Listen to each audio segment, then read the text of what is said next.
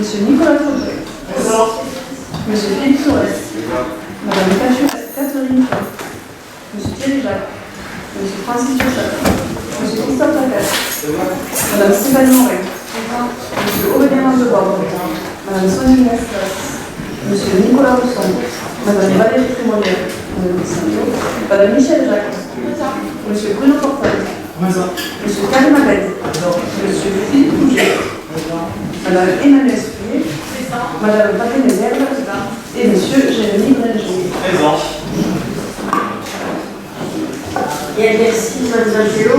J'ai le pouvoir de Monsieur Robin, pour moi-même, de Monsieur Jean-François Berengel pour Monsieur Combe, de Madame Catherine Touin, pour Monsieur Raoudal, de Monsieur Bursac pour Madame Stéphanie Morel, de Madame Sonia Nunez-Vaz pour Madame Patricia Rousson, de Monsieur Nicolas Rousson pour Valérie Trémolière, qui va arriver, et de Monsieur Thierry Jacques pour Madame Maltani.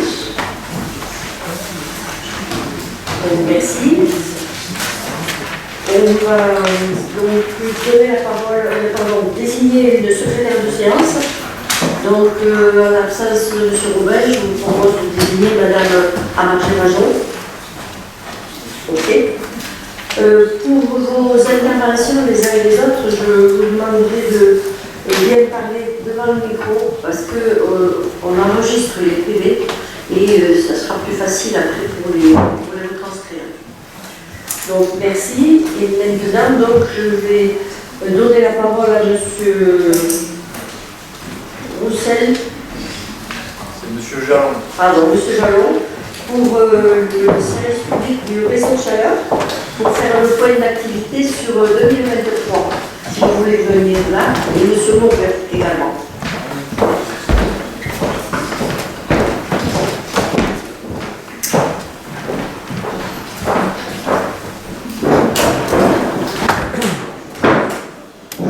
Bonjour à tous. Donc Stéphane Jalon d'Alkia, et je prends le relais de Geoffrey Roussel qui va évoluer sur d'autres fonctions et d'autres projets, et Christophe Mock que beaucoup connaissent. Madame la maire, bonjour à tous. J'ai le plaisir de vous présenter le CRTF 2023 de tandem. Alors, un bref historique, c'est la même slide que l'année dernière, il n'y a pas eu là-dedans. Donc on est dans la continuité, donc s'il y a des questions de disposition, on peut passer rapidement. Il y a un temps qui est compté. Donc on est sur un réseau de chaleur alimenté avec une importation sur l'installation de l'Aisne qui se situe en haut, avec une installation en chaufferie FOD pour le secours et qui alimente tout le centre-ville, un petit peu en haut, et puis le quartier des Fontanilles où on était tout à l'heure. Il y a une évolution de la longueur du réseau qui passe à 16,5 km. On gagne à peu près 500 mètres à peu près chaque année en termes de développement. On a des chiffres clés c'est 2023. Donc en 2023, on a vendu une quantité de chaleur à peu près identique à l'année dernière, avec une rigueur climatique tout à fait équivalente. Donc on est dans la continuité. Par contre, on a un nombre de sous-stations qui évolue fortement, grâce à un travail local par Christophe pour raccorder un certain nombre de bâtiments et leur faire bénéficier d'un réseau et d'une énergie plus décarbonée et moins chère. Et donc on a une augmentation de la puissance souscrite qui passe à 20 000 MW souscrits. On est au-delà de l'objectif qu'on s'était fixé à dépasser les 18 200 kW souscrits.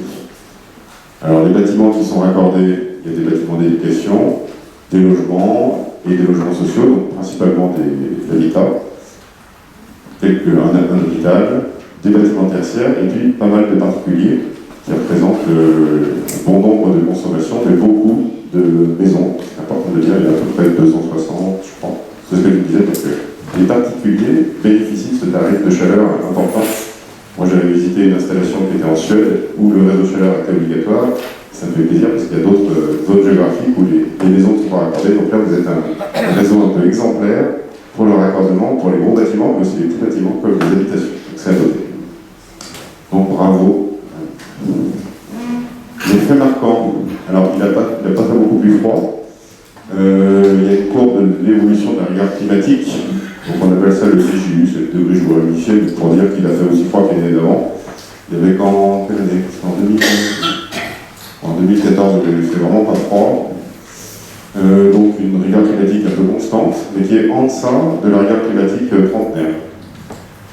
On a un peu plus de clients qui sont raccordés, 9 polices signées en 2023. En particulier, vous avez le détail à droite des bâtiments qui se sont raccordés pour une augmentation de la puissance souscrite hors particulier de 709 kW souscrits, 861 avec les particuliers, où on regroupe tout ça dans une ligne qui est la dernière ligne à 152. Le rendement global, c'est un rendement technique. On est sur un rendement qui n'intègre pas le rendement de production, vu qu'on importe de la chaleur en provenance de l'usine de Belle, qui est située tout là-haut. Donc 81,9%, c'est un rendement tout à fait cohérent pour un rendement de distribution et qui est en cohérence avec ce qui se faisait l'année dernière. Alors on a énergie renouvelable, 99,9%, c'est-à-dire qu'on utilise 0,1% de fuel, ce qui fait de nous le réseau ou un des réseaux les plus vertueux de France, c'est bien noté.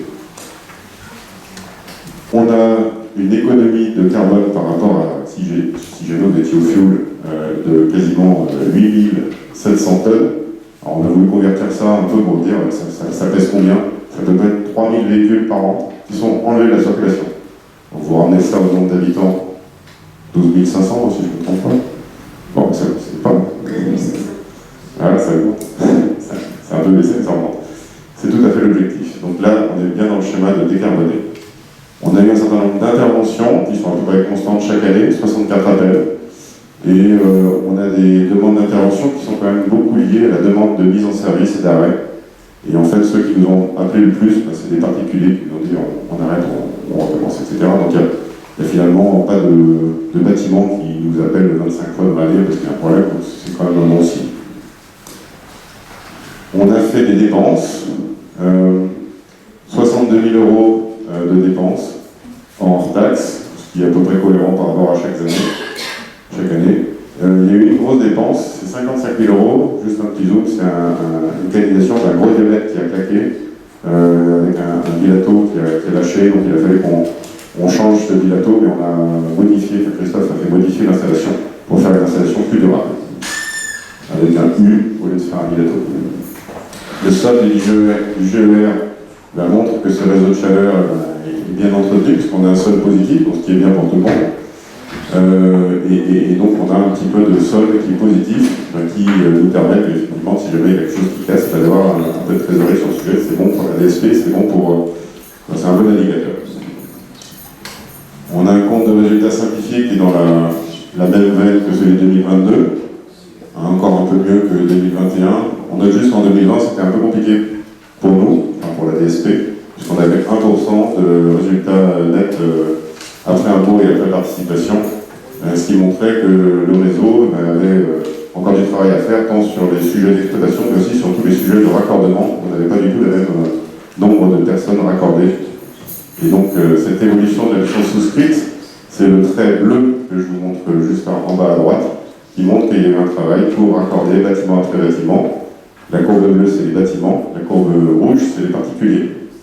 Donc ça veut dire que Dacia et Tandem est à l'œuvre chaque année pour faire évoluer ça dans le bon sens et profiter d'un schéma décarbonant pour l'ensemble des usagers qui peuvent se raccorder. On a malheureusement une hausse des prix. Vous avez, ou vos amis ou vos collègues, eu des échos sur ces sujets-là. C'est lié à deux choses. Le coût de l'énergie augmente. C'est vrai que les coûts de Tandem, tant sur le coût qui est proportionnel à la consommation ou à la part fixe, augmentent, mais beaucoup moins que si j'avais été au fuel. Donc Tandem a un effet protecteur pour éviter que le coût de l'énergie fasse les bons que les autres ont subi s'ils étaient au fuel.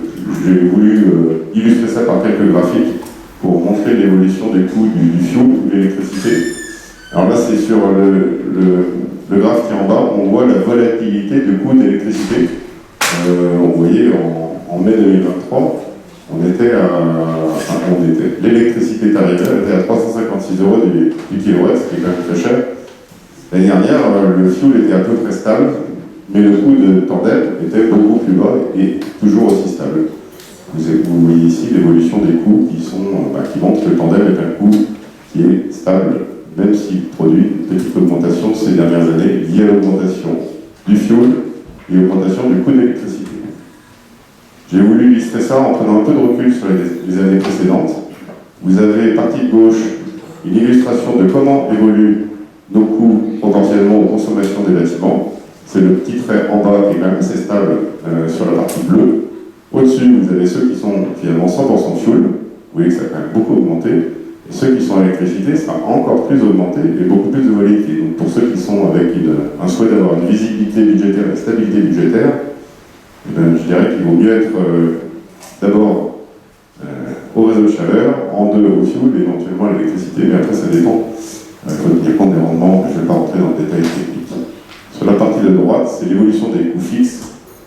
Il y a une cote-part d'évolution de nos coûts tandem qui s'appelle le coût R2, qui est proportionnel à la puissance souscrite. On voit que ces coûts augmentent. Ils augmentent quand l'électricité augmente un peu. On voit que, par exemple, en juin 2023, l'électricité était quasiment à 500 €, donc forcément, nos tarifs répercutent une cote-part de ces coûts qu'on subit nous aussi. Vous l'avez dans le détail du CRTF si besoin était. Tout ça pour dire que nos tarifs, ils sont protecteurs, ils permettent de bénéficier d'une énergie plus décarbonée et avec un schéma de stabilité qui est à noter. L'évolution du prix, quand on prend le prix moyen, on était en 2021 en prix moyen ramené en TTC. Alors il faut juste se rappeler qu'un réseau de chaleur, quand il est aussi vertueux que le vôtre ou le nôtre, il est avec une TVA à taux réduit. Donc on a 5,5% de TVA. S'il était au fuel, ça serait 20 points, donc déjà 15% plus cher. Ça veut juste dire que l'État a mis en place des dispositifs fiscaux pour faire bénéficier d'un coût moins cher s'il y a un schéma d'énergie renouvelable derrière. On était à 83 € en 2021, 2022 à 100 € et en 2023 à 118. C'est une progression qui évolue, liée, comme je vous l'ai dit tout à l'heure, à l'évolution de nos débours et finalement de notre structuration tarifaire, avec des évolutions de prix sur l'électricité et le fuel. Il existe, pour votre information, un espèce d'observatoire des coûts de l'ensemble des réseaux de chaleur de France. Et la moyenne sur 2022 et 2023 est plus élevée que celui qui est pratiqué à Tandem. C'est quelque chose qui est rassurant et c'est lié au fait que ce réseau soit majoritairement vert et vertueux. Donc c'est normal que ça augmente, mais ça reste raisonnable et mesuré. Je crois que je finis avec une présentation. S'il y a des questions, on sera ravis de vous répondre à vos interrogations ou questions. Je vais vous en prie. Oui, Raoulal, donc vous avez présenté dans le tableau l'extension du gymnase Saint-Privat. Et à la suite de ces travaux, il y a un collectif de riverains d'une quinzaine de villas qui a fait part d'une demande de raccordement, sachant que c'est les quartiers nord de la ville où c'est des villas qui seraient très intéressés pour être raccordés au réseau de chaleur parce qu'ils ont des chaudières hydrauliques, c'est les quartiers plus froids que le côté de Chalon-Poste. Et donc la demande a été refusée. Donc est-ce qu'on peut avoir un peu plus d'explications? Je crois qu'il y a le même problème dans le quartier Lavambre avec Mme Pauline, voisine. Voilà. Ah, merci pour cette question qui est légitime. Alors je vais répondre de manière générique parce que Christophe va certainement donner une réponse plus détaillée. Mais en tout état de cause, sur un réseau de chaleur se pose toujours la question de combien ça consomme et à quelle distance c'est. Christophe, qui habite quand même à 25 km, il aimerait bien être raccordé. Il habite à 25 km, donc lui on ne raccordera pas. Et c'est l'une des objections qui est généralement faite, c'est la distance par rapport au niveau de consommation. Donc ça peut être un premier niveau. Est-ce qu'il y a une deuxième réponse? Oui, il y a une réponse. J'ai pris quasiment 5 ans pour réfléchir sur ce qu'il y a avec la personne qui est venue au bureau. Voilà, je pense que vous avez eu le rapport. Non, je connais l'interlocuteur, mais je ne sais pas le rapport. Donc en fait, il est venu, on s'est mis sur une table, on a discuté, on a fait des schémas.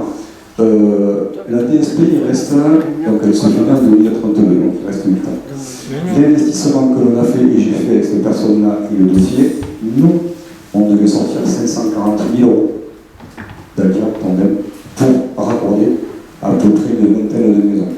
Le retour que nous on avait, c'est-à-dire que ce que nous on rentrait en argent sur l'instant T, c'était 140 000 €. On en dépense 540 et sur les 8 ans restants, on n'avait pas du tout le retour sur l'investissement. Donc c'est pas une question de volonté individuelle, c'est vraiment financier. Et de toute façon, j'aurais pas travaillé sur le sujet, sachant qu'à Marseille, ils m'auraient renvoyé le dossier avec un tampon non. Donc au lieu de faire ça, j'ai pris, je vous dis, toute une après-midi pour expliquer ça. Après, alors, le réseau se finit en 2032, on a mis 2 vannes en attente au gymnase, c'est-à-dire que si la DSP se prolonge, il y aura des investissements supplémentaires qui pourront être faits, mais à ce jour, en 2024, c'est pas possible. Pour l'instant. Et pour la Barbe, c'est exactement la même chose. On a fait tous les calculs nécessaires, mais rien n'est bloqué, rien n'est figé, parce que les vannes qui sont en attente, tout le réseau de l'arrivée des écoles, on ne peut pas l'utiliser parce que le diamètre est trop petit. Mais les vannes qui sont en attente à l'espace Georges Frêche sont du DL65, sur lequel je peux raccorder quasiment 1,8 MW, donc il y a énormément de place. Sauf qu'il y a un projet qui est en attente dont je n'ai pas le retour, c'est les 4 HLM de la Vabre qui sont en grec. Donc ça, c'est pour nous, c'est un appel de puissance supplémentaire sur lequel éventuellement il faut compter pour pouvoir venir accorder tout le quartier de la Vabre. Et après, il faut que nous, on puisse faire aussi un bilan en puissance. Parce qu'aujourd'hui, vous avez vu que le contrat avait été signé pour 18,4 MW. Ça, c'est le CRTF 2023 où on est à 20,6. Mais moi, cette année, j'ai raccordé quasiment 1,5 MW. Donc, on atteint quasiment 22 MW pour une base de 18,6. Donc, j'ai dépassé l'objectif de 4 MW.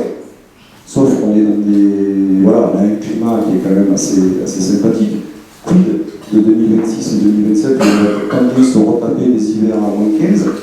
Et là, on va peut-être être en sous-production et on ne pourra plus fournir la puissance nécessaire. Donc, on étudie sur des schémas directeurs de faire regrossir des tubes existants en diamètre, de reboucler tout le quartier de Fontaine et tout ça, d'éventuellement créer un nouveau point d'injection réseau avec une nouvelle chaudière. On veut sécuriser tout ça. Mais ça, c'est du travail de longue haleine dans le temps, mais pas maintenant. Multi-raison, mais légitime. D'autres questions éventuelles? Oui, bonsoir. Je voulais savoir s'il y a encore de la possibilité, justement, avant cette échéance de 2032, finalement, si on est particulier d'une maison individuelle, est-ce qu'on vous contacte ou pas? Ou est-ce qu'on attend 2032 pour voir les faisabilités? On va toujours poser la question. D'accord. Et quelle est la puissance, on va dire, qui reste encore disponible pour accorder de nouveaux bâtiments? Ou est-ce que le réseau est déjà assez encombré par... Il y a deux choses. C'est où ça se situe. Parce qu'en fait, on étudie les raccordements en fonction d'où ça se situe. Si jamais il y a des gradients de pression qui sont importants à certains endroits, qui font que ça tire trop à un endroit, et puis finalement, on a un tuyau qui, avec un certain diamètre qu'on n'arrive pas à pousser, c'est un des critères limitants. Donc, c'est où ça se situe. Et après, c'est la distance par rapport au tuyau. Voilà, la distance sur ce sujet-là. Après, pour des maisons, il n'y a pas non plus... La DSP stipule deux choses. La DSP, il faut que le réseau principal existant, la maison, soit en centre-ville à moins de 10 mètres. Donc si la personne est à 25 mètres, c'est bon. Les nouveaux lotissements, comme on fait des rues plus larges, tout ça, c'est 12 mètres. Donc bergerie 1, bergerie 2, on oublie, ils sont tous raccordés, donc il n'y a pas de souci. Mais tout ce qui est en dehors de la bergerie 1 et 2, tout ce qui est en centre-ville, il faut que la maison, entre le réseau principal et la maison, c'est 10 mètres. Après, s'il y a un appel de puissance de plusieurs personnes, la DSP stipule que si j'ai 160 kW d'appel de puissance, c'est-à-dire que si une rue veut se raccorder, ça représente en fonction des maisons, entre la taille des maisons, entre 12 et 16 maisons, on fait une étude. Si au milieu il y a l'accueil qui veut se raccorder, rappelez-vous ou pas la bergerie E avec Laurent, quand on avait fait un colloque des courriers, des machines à 141 maisons, il y en a 34 qui nous ont répondu, il y en a 14 qui sont venus à la réunion, et il y en avait 7 qui étaient intéressés à l'époque. Voilà. Donc on est à l'écoute, et je dis oui, je dis non, voilà. Mais je tranche avant que les autres tranchent de Marseille, comme je dis, parce que je connais les gens, et parce que je vais quand même écouter les gens et voir les gens. Et quand tu me poses la question par rapport à la puissance restante, là si je te réponds, il n'y en a plus. J'ai raccordé 24 MW pour 18, sauf qu'on a 10 hivers. Donc le maximum aujourd'hui que j'ai atteint, c'est 13,9 MW d'appel de puissance. rajouterai là-dessus ce que Jérôme Angélin a besoin pour DC48, donc c'est sécheur de granulés, et ce sera sa fabrication électrique de la cogénération. Donc moi je suis vraiment à la tangente max. Après une baraque, c'est pas ce qui consomme. C'est pas un souci.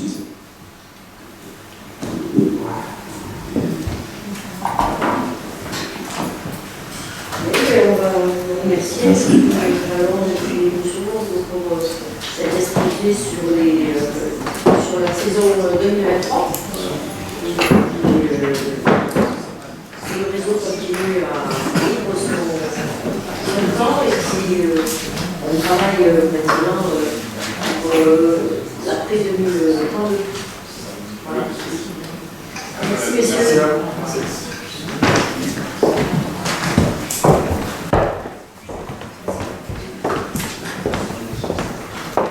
Maintenant, on va vous faire une petite présentation du projet de la plage Charles de Gaulle, comme ça avait été demandé au dernier conseil municipal.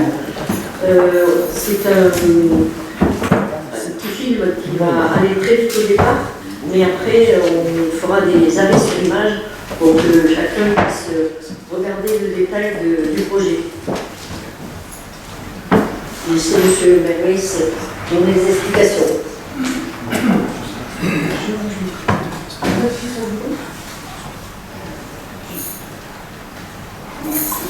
Donc bonsoir, je vais vous présenter rapidement le plan de la place Charles de Gaulle.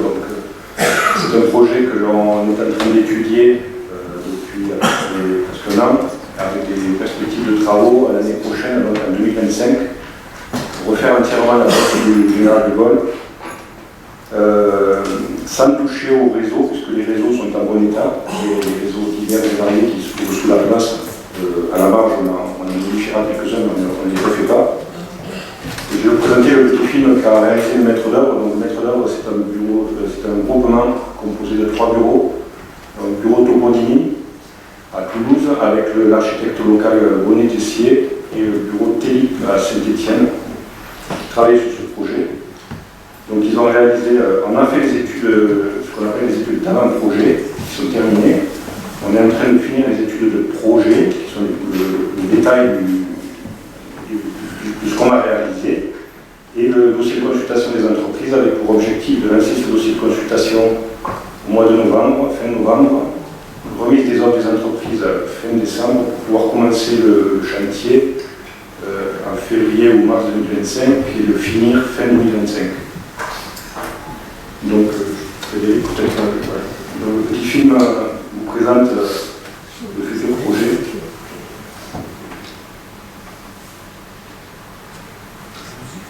On vous le repassera après avec des images arrêtées. Et donc on a supprimé l'objet, c'est de surtout revégétaliser cette place en introduisant des espaces verts beaucoup plus nombreux que ce qui existe actuellement. On fait des gradinages, des bancelles, ce qu'on appelle des bancelles, des petits murets successifs pour rattraper le niveau, avec des parties engazonnées, des parties avec des grands arbres, des parties avec des plantations. On va vous le repasser plus lentement tout à l'heure. Bon, la grosse nouveauté au niveau des circulations, on a toujours la circulation malheureusement encore de la RN 88 sur ce carrefour. C'est que l'on modifie la circulation au niveau de l'allée Piancourt et de la partie haute de l'allée Piancourt. Donc on va peut-être le repasser plus lentement avec des arrêts sur l'image.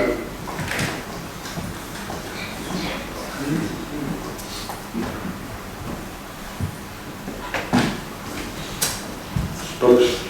Voilà, donc là on descend, on est à peu près au niveau de l'arrêt de bus de la mairie quand on descend le boulevard du Soleil-Rang. Donc vous voyez que sur la gauche et sur la droite, les trottoirs ont été aménagés avec du végétal et des arbres. On voit sur la droite ce qui pourrait être la terrasse du Café de la Paix, donc un espace plus grand et plus accueillant pour la terrasse du Café de la Paix. Sur la gauche, alors on ne voit pas la terrasse du café, qui est juste avant la photo, mais on n'a plus les places de parking là, qui étaient un peu à désordre, les 7 ou 8 places qui ne sont pas très sexy là, au niveau du ancien ami du Pen. Donc ça, c'est supprimé au niveau des places. On conserve, on introduit donc des espaces verts, mixtes verts et minérales sur cette partie gauche. On fait l'acquisition d'un petit bout de terrain qui n'est pas à nous, qui n'est pas communal, sur la partie où il y a le Pentabre à la maison Mansé. C'est la maison qui est juste avant la librairie, quand on descend à gauche. Donc on conservera ce Pentabre. Voilà, donc on a toujours notre bifurcation côté gauche, le boulevard de Arnaud, côté droit vers la 8 vers la Mode. Si tu peux avancer un peu.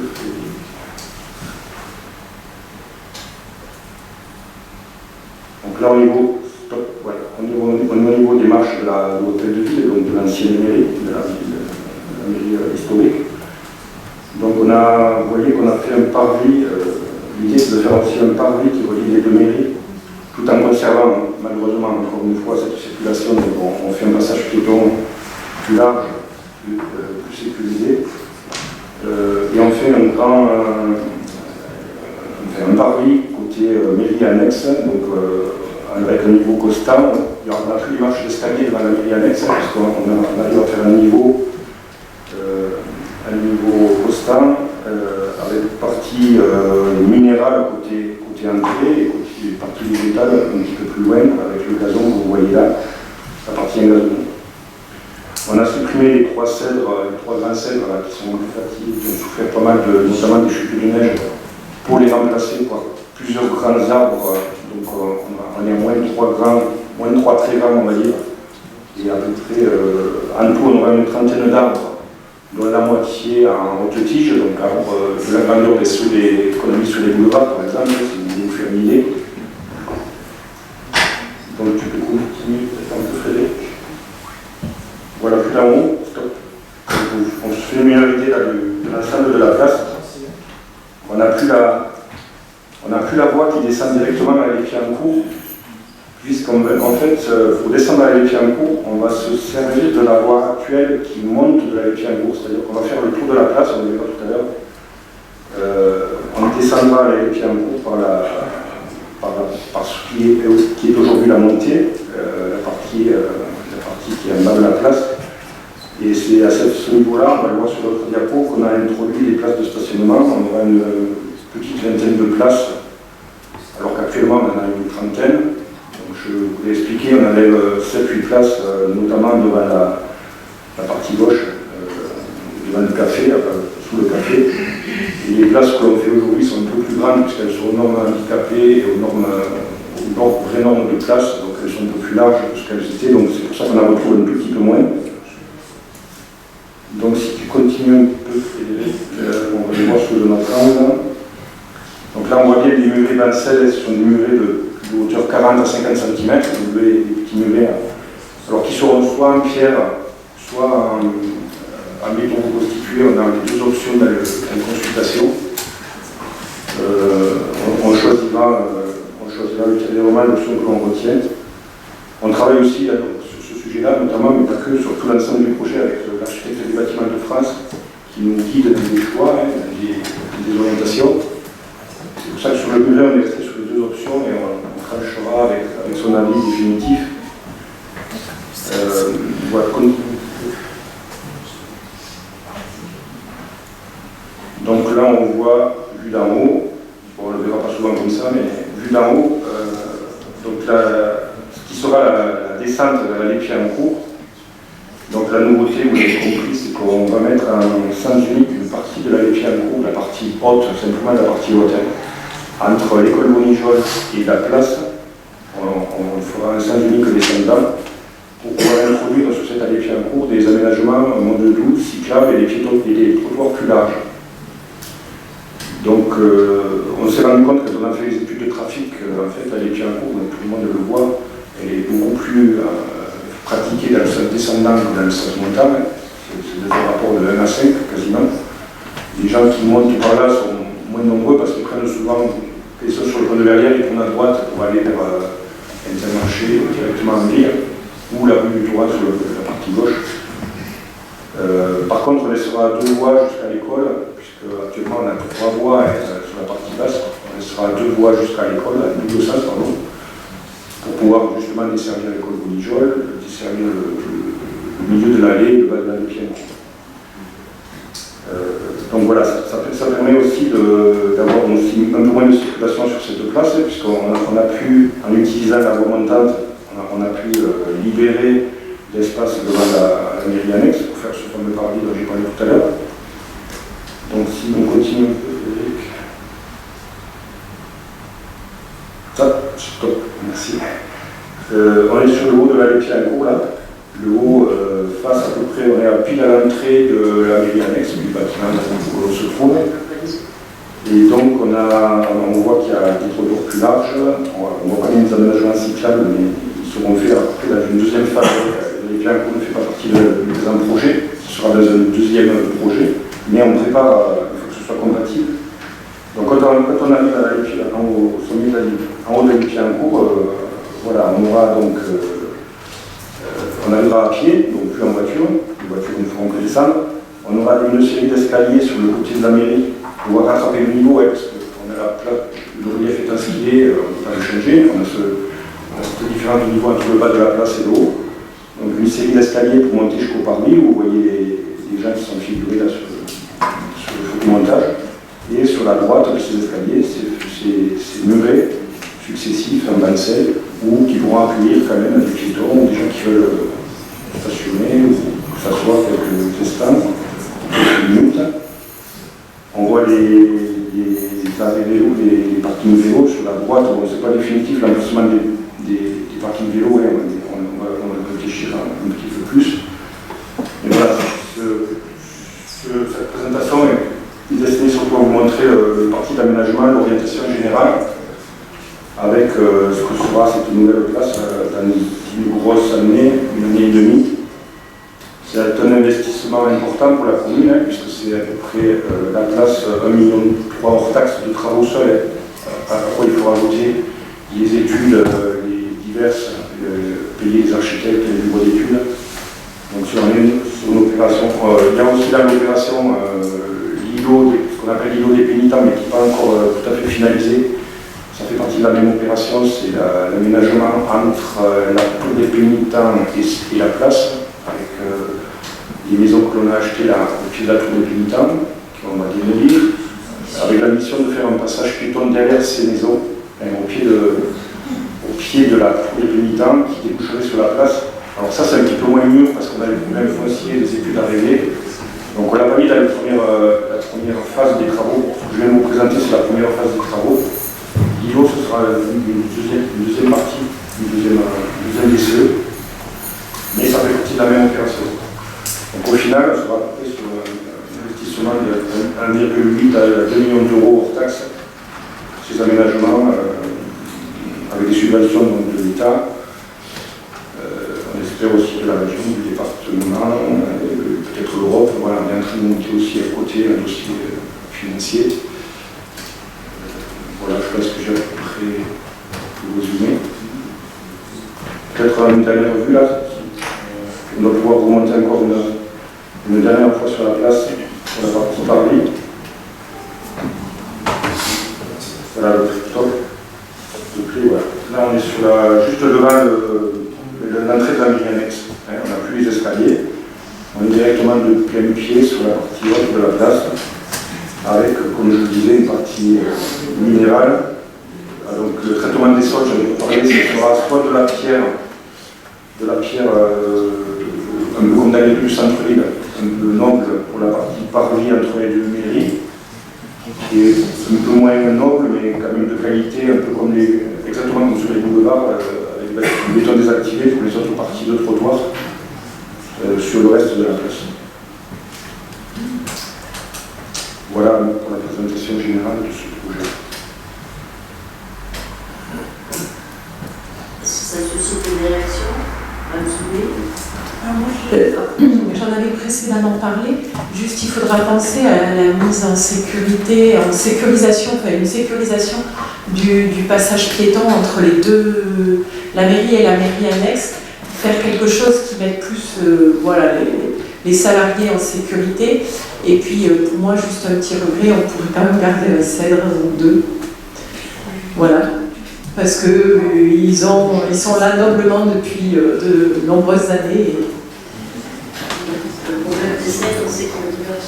petit à petit les branches se cassent et que bientôt ils seront presque dépouillés. Là, il en reste encore. Monsieur Portal. Oui, Madame le maire. Donc, avec cet aménagement, on condamne définitivement la descente de la Lécacour au poids lourd. Vous confirmez, monsieur le maire?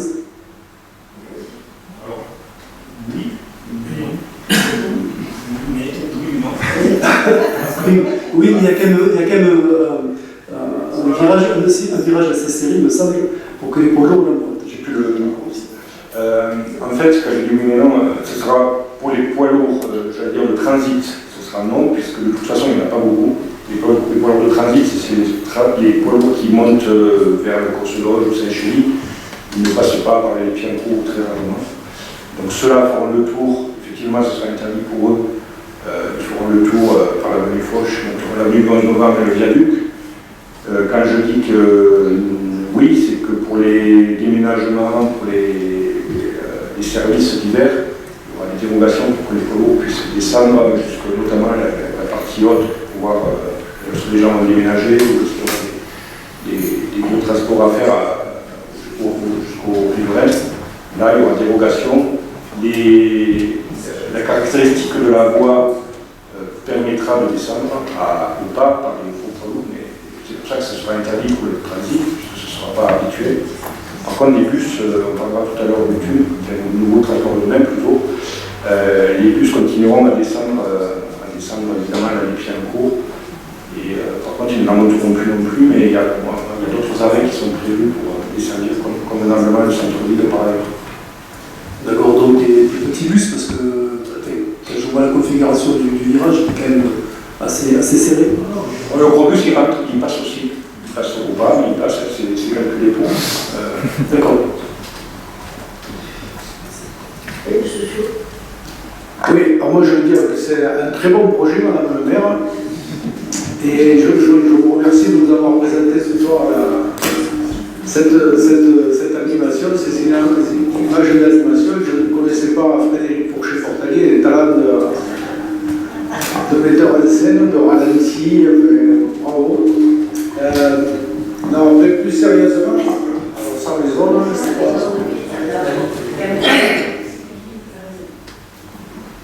plus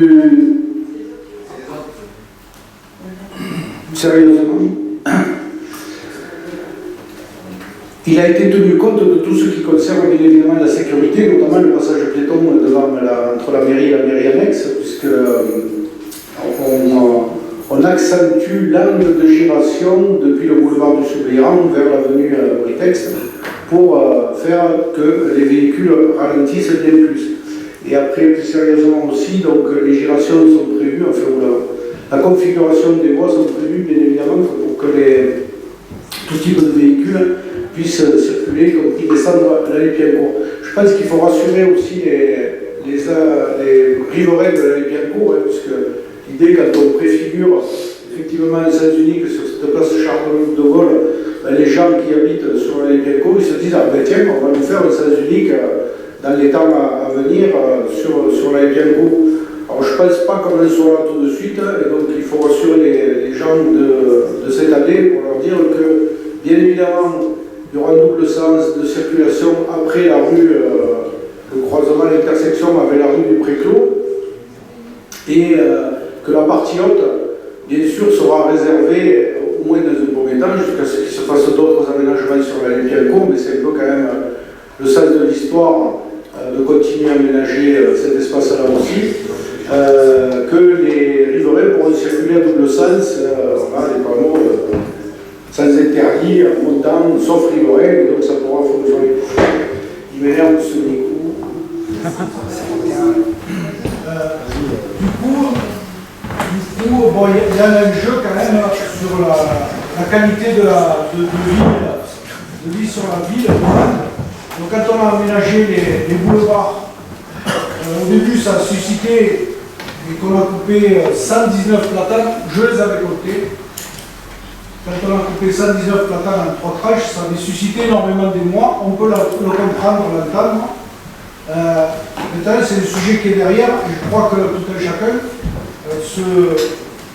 félicite de ces aménagements et de la qualité qu'on a amenée sur le centre-ville de Mantes. Tout ça, après quand même des aménagements qui ont été faits au cœur de la ville, dans l'œuf, sur les rues, avec les pavés, qui nous posent quand même certains problèmes. De temps en temps, il faut faire des travaux. On en a actuellement, et là on espère qu'ils seront faits maintenant pour quelques dizaines d'années, voire plus. Mais on sait très bien tous que quand il y a des gens qui viennent de l'extérieur sur la ville de Mantes, quand on a des touristes, quand on a des vieilles familles mandoises qui reviennent sur la ville, ils reconnaissent tous que la qualité environnementale de cette ville, la qualité paysagère, la qualité patrimoniale a quand même progressé largement.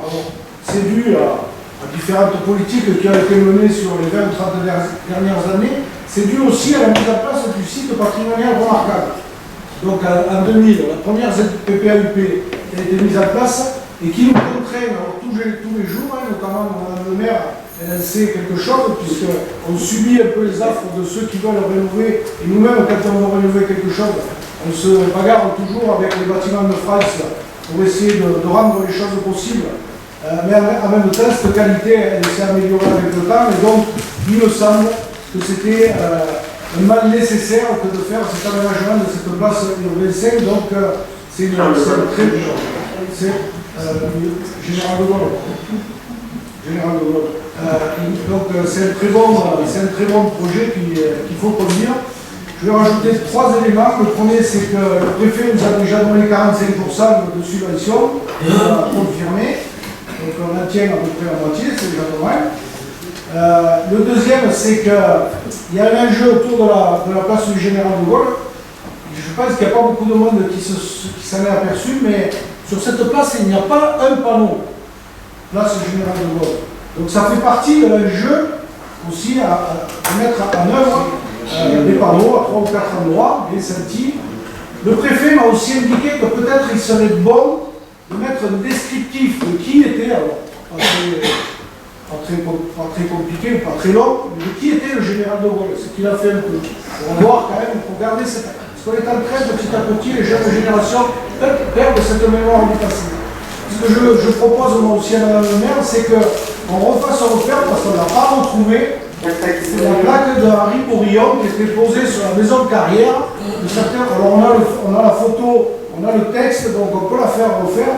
On l'a reposer sur ce bâtiment dans lequel on siège aujourd'hui, pour la reposer en bas et que les gens aussi gardent cette mémoire, que c'était la maison aussi, ça a été la maison d'Henri Bourillon sur cet espace. Je pense aussi, Madame le maire, qu'il faudra continuer parce qu'il y a le boulevard du Cernon aussi qui mériterait d'avoir des aménagements. Et comme je le disais tout à l'heure dans mon propos, il y a l'allée Piencourt aussi, qui est quand même une belle avenue de Mantes. Au début de quand j'ai été élu en 2016, je me rappelle que je parlais des Champs-Élysées de la Lozère, que ça tient toujours et que donc il y a des aménagements là aussi à faire pour la rendre plus majestueuse. Voilà. Merci Madame le maire. Merci M. Chaud. Ce qu'on peut dire également, c'est qu'il y a eu une réunion avec l'ensemble des riverains qui s'est tenue ici, où ils ont été tous satisfaits et il y a eu peu de demandes de modification. Et on a fait également une réunion publique où il y a eu d'autres personnes qui sont venues et les riverains qui sont revenus pour revoir le projet. Et aucun n'a soulevé le problème de l'abattage des 3 arbres et seulement de rajouter quelques stationnements, ce qui a été fait dans ce projet-là. Donc, pardon, ce projet. Oui, je serai beaucoup moins long que M. Sio. Juste une question, est-ce que ces espaces verts vont demeurer des espaces verts ou est-ce que pourrait-on pas imaginer qu'ils deviennent des espaces de loisirs, parcs pour les enfants par exemple, ou garde de famille?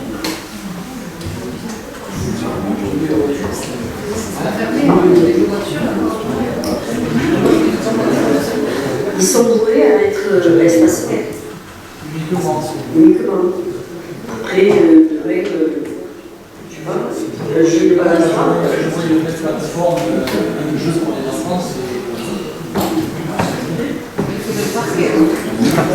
il faut aussi qu'il faut quand même qu'on reste dans un environnement patrimonial avec l'hôtel de ville. Bon, il faut quand même qu'on reste dans un contexte qui soit plus qualitatif. Et puis, c'est pas parce que les jeux sont pas qualitatifs, mais que ça soit moins bazar, quoi. Ce trottoir, qui me sont régis. Une question concernant, ça marche pas bien ce soir. Question concernant l'aménagement par rapport aux personnes à mobilité réduite, on en a pas parlé. Je pense que ça a été pensé pour. C'est quand même dans un cahier des charges aujourd'hui, c'est indispensable. Je pense que ça a été pensé pour qu'ils puissent descendre, pas par les marches, mais par l'extérieur. C'est ça, voilà. Et une deuxième remarque, je trouve que c'est une bonne idée cet espace dont parle M. Pouget, parce que ça, pour les spectacles vivants, ce sera très bien dans la mairie, voilà, l'été. Voilà, juste que ce soit légèrement plus grand au niveau de l'espace vert pour pouvoir que les gens puissent s'asseoir. Mais sinon, c'est une bonne idée. Chacun sur la propre. Monsieur Brégier. Oui, concernant donc le stationnement, on voit bien que vous avez supprimé presque une vingtaine de places de parking, si je me trompe, je crois qu'il en reste une dizaine. Et déjà aujourd'hui, on a la problématique du stationnement à double fil, on va dire, devant notamment la librairie, voire même un petit peu en remontant. Est-ce que vous n'avez pas peur que ça accentue cette problématique-là? Est-ce que vous avez prévu peut-être des barrières pour éviter que les gens se stationnent en double fil? Alors, monsieur le complété, effectivement, en bordure des trottoirs, il y a des obstacles pour éviter que les voitures stationnent. Les commerçants qui étaient présents à la réunion concernant le livrement de la place, effectivement, nous ont dit qu'il manquait quelques places, et c'est celles que l'on a rajoutées en haut de la Léviancourt pour faire un petit complément de place de stationnement. Et une dernière question, donc là on a quelques commerçants tout autour de cette place. En termes de livraison, est-ce qu'il y a quelque chose qui est prévu pour des arrêts un petit peu de véhicules conséquents, pour que les gens puissent décharger, s'il y a une palette ou autre, pour pouvoir approvisionner les commerces aux alentours? Bien sûr. Donc on aura sur la partie gauche, quand on descend, donc on ne voit pas trop sur cette vue-là, mais on a aussi un garage à desservir, un garage, je ne me souviens plus le nom, une dame qui habite à la résidence que l'on voit là, qui est aux yeux. Et donc c'est un trait de garage qui peut servir pour 10 minutes à décharger, faire décharger un camion pour desservir les locaux de commerce. Mais on n'a délibérément pas choisi de faire des espaces de livraison, ce qui se fait plus beaucoup dans les villes d'ailleurs, parce que c'est des espaces qui sont souvent exploités par des bateaux, des véhicules qui ne sont pas prévus pour être là. Et donc maintenant les arrêts se font en pleine voie, sur le boulevard, vous voyez par exemple, ne serait-ce que quand on voit les véhicules qui livrent les bars, les bistrots, les boissons, qui s'arrêtent en pleine voie. C'est une bonne intelligence. Et c'est tout comme les arrêts de bus maintenant, on ne fait plus des accroches pour les bus. Ce qui est recommandé, c'est de faire des arrêts en pleine voie, si on a fait des arrêts en pleine voie. Ça fait aussi ralentir tout le monde et ça participe à la réduction des vitesses immobilières, d'avoir quelques obstacles naturels, temporaires. De même, on ne voit pas sur le projet, mais il est prévu également des conteneurs intérieurs sur la partie basse à côté des stationnements. Bien, mais si vous voulez, maintenant on va passer à l'ordre du jour du conseil municipal. Juste une petite remarque concernant la sécurité qu'évoquait Mme Saunier, notamment donc, pour la circulation qui descend du boulevard et qui passe devant la mairie. C'est vrai que moi j'ai constaté que la nuit, les poids lourds, ils roulent comme des fous, là. Ils passent devant la mairie très vite. Est-ce qu'il n'y aurait pas moyen de mettre un petit ralentisseur pour justement calmer un petit peu ces excès de vitesse? Il y aura un, je ne l'ai pas dit, au niveau du passage piéton en haut de la rue d'Angéra, on aura un plateau élevé, ça permettra de faire ralentir les photos qui descendent. Et je crois que le Rancio l'a dit, on a aussi fait un rayon de gélation à droite, on descend côté droit vers le boulevard du texte, beaucoup plus prononcé qu'actuellement. On a essayé de donner de la place à la terrasse, le café de la paix, non pas pour donner de la place à la terrasse, mais juste justement pour faire un virage un peu plus serré et que les poids lourds, notamment, que les véhicules tournent sur ce virage à vitesse beaucoup plus réduite qu'actuellement. Donc on a bien prévu ce genre d'aménagement pour faire réduire et effectivement essayer de faire réduire les vitesses. Voilà, c'est là.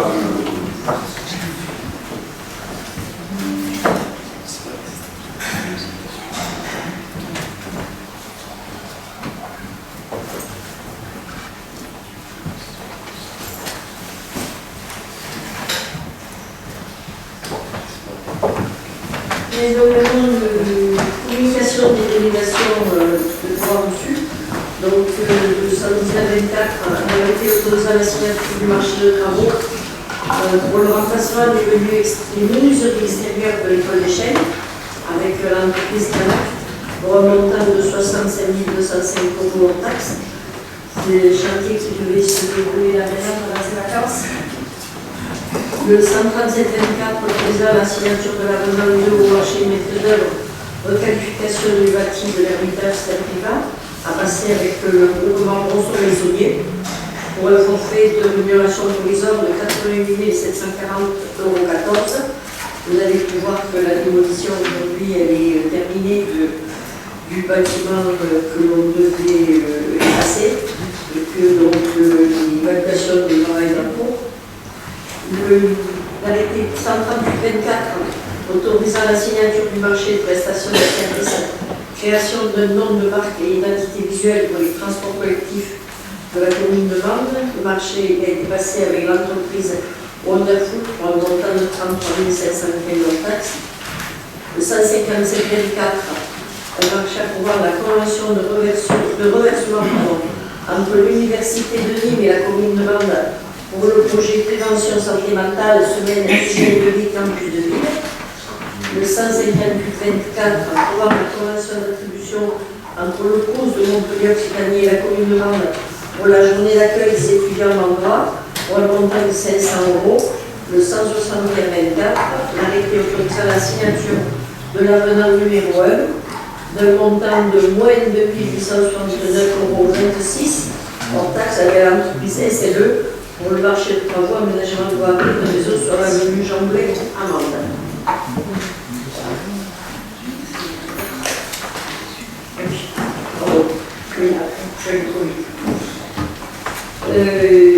J'ai oublié de vous faire approuver ou pas le procès verbal de la séance du 3 avril 2024.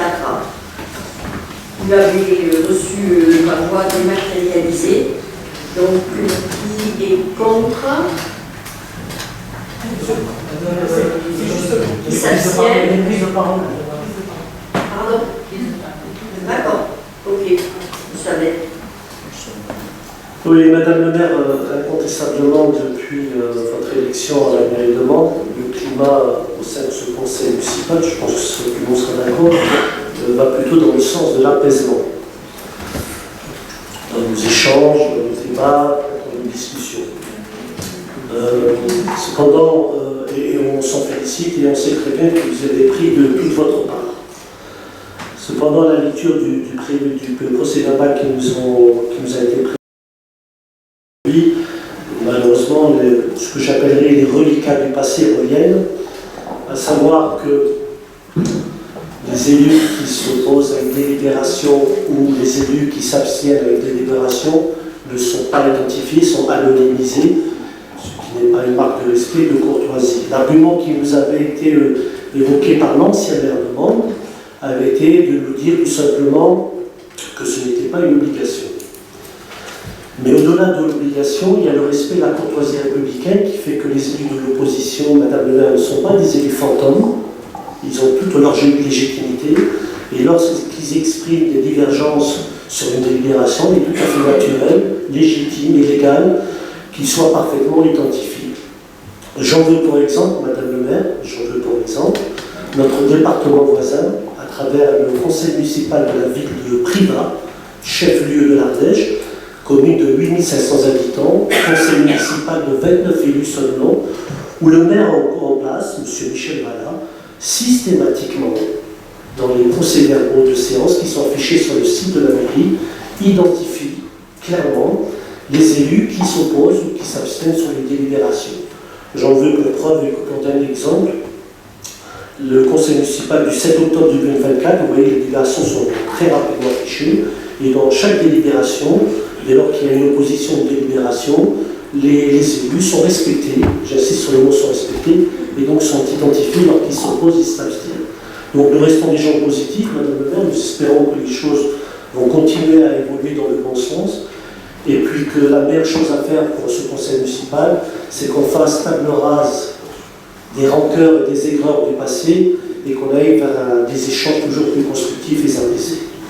Donc pour cette raison, nous voterons sur ce point, nous voterons contre sur ce point, mais nous espérons que dans les prochaines séances, nous n'aurons plus à voter contre sur le sujet. Merci. Merci, M. Il y aura quand même d'autres comptes rendus à approuver ou pas dans les jours à venir. Moi, je suis tout à fait d'accord qu'on a besoin de travailler sereinement et de façon tout à fait apaisée pour tout le monde et pour moi aussi. Donc, qui est contre? Ah, pardon, décidément. Alors moi, c'est un petit peu la même chose que M. Aled vous disait, c'est le délai de retranscription du procès verbaux. Voilà, on a plusieurs mois de décalage et j'espère que ça pourra se solder d'ici la fin de l'année. Effectivement, les services sont très chargés. C'est pas une excuse, mais il est arrivé qu'il y ait aussi plusieurs absences pour maladie ou blessure, ce qui n'a pas arrangé le travail des uns et des autres. On va essayer de rattraper le mieux possible le retard actuel. On peut passer au vote. Qui c'est qui est contre? Qui s'abstiennent? Merci. Donc, le point numéro 1, Madame Marie-Jeanne, s'il vous plaît. Oui, donc il s'agit de la proposition de la commission départementale de la présence postale territoriale de la préfecture de la maison de la Bertille le 8 octobre 2024 du renouvellement de cette commission. La ville demande, en tant que chef-lieu du département et en l'absence de zone urbaine sensible à l'Isère, de désigner un conseiller municipal pour siéger au sein de cette commission. Nous avons proposé de désigner Patricia Rousseau pour siéger au sein de la commission départementale. Des questions? Qui c'est qui est contre? Qui s'abstient? Aussi à l'unanimité. Monsieur et Madame Maillard, à la commune de Nantes, Madame Paoli. Par délibération du 11 mars 2003 et du 28 septembre 2004, le Conseil municipal a déterminé les conditions d'attribution des lots du lotissement Malcrosse de Dieu. Le lot 64, parcelle AH 510, situé 21 rue de Wunsiedel, acheté le 22 novembre 2004 par M. et Madame Aya au prix de 25 364,34 €, est à ce jour sans construction et sans annonce de construction. Par courrier reçu à mairie le 6 septembre 2024, M. et Mme Aya nous informaient de leur décision de rétrocéder ce bien à la commune de Nantes et conformément au paragraphe cause particulière de l'acte qui précise que la commune venderesse bénéficiera d'une faculté de reprise du lot présentement vendue. Cette faculté s'exercera en cas de non-respect par l'acquéreur de l'engagement pris de construire un immeuble à usage d'habitation. En cas d'exercice de cette faculté de reprise, la commune de Nantes sera tenue de verser à M. et Mme Aya une indemnité calculée sur la base de prix de vente actualisé en fonction de la variation du coût de la construction en vigueur à l'époque de la reprise. Comme nous le permet la règle édictée, la commune peut exercer son droit de reprise pour un prix réactualisé de 42 023,76 €. Il est proposé d'exercer ce droit de reprise du terrain conformément aux clauses particulières de l'acte administratif de vente en date du 22 novembre 2004, de racheter la parcelle AH510 pour une contenance de 459 m², située 21 rue de Fonsitel-Amande pour un prix de 42 023,76 €. D'autoriser Madame le maire à signer tous les actes nécessaires à cette transaction. Merci. Merci Mme Paoli. Il y a des questions, M. Portal? Oui, Madame le maire. Donc, au point 5, qui sera voté juste après, et concernant l'attribution de l'eau au lotissement Joséphine Lequel, il est donné aux acquéreurs un délai de 10 mois pour signer l'acte de vente et déposer le permis de construire. Alors, monsieur et Madame Maillard ont acheté ce terrain communal, il y a plus de 20 ans. Alors, comment peut-on garder un terrain dans un lotissement communal sans avoir l'obligation de construire? Il me semble pourtant qu'il y avait un règlement pour le lotissement de Val-Croze qui imposait un délai de construction. Alors au final, ce qui peut paraître gênant, c'est la plus-value effectuée par les vendeurs. Terrain acheté 25 000 €, revendu à la ville de vente 42 000 €. Cela revient finalement à inciter les gens à faire de l'investissement avec un terrain communal. Nous voterons contre. Bon, effectivement, ce n'était pas le but de vendre des terrains pour qu'ils ne soient pas bâtis. À ce moment-là, il n'y avait pas cette clause qu'il y a aujourd'hui de vendre le terrain que quand le permis est délivré. Donc c'est des personnes qui ont été relancées à plusieurs reprises, comme il reste encore peut-être encore un ou deux, mais qui n'ont jamais donné suite parce qu'ils n'ont pas les moyens ou ils sont partis, et qu'aujourd'hui ils voulaient vendre ce terrain et qu'il existe cette clause sur ce lotissement que la collectivité peut reprendre le terrain, mais effectivement avec une réévaluation des coûts en fonction du coût de la construction, ce qui montre bien que la construction elle a fait un bond terrible depuis 20 ans et que voilà, aujourd'hui la proposition elle correspond très exactement, c'est pas les vendeurs qui ont fait le calcul, c'est la collectivité qui a fait le calcul par rapport aux divers indices. Pour Val-Croze 1, je ne peux pas garantir effectivement ce que je disais. Par contre, pour Val-Croze 2, il se trouve que j'étais également destinataire du règlement et qu'il était spécifié qu'il y avait un délai de construction de 2 ans. Or, à Val-Croze 2, Madame le maire, il y a encore des terrains disponibles et qui ne sont pas construits. Donc voilà, il y a quand même une obligation qui n'est pas respectée, l'obligation de la mairie.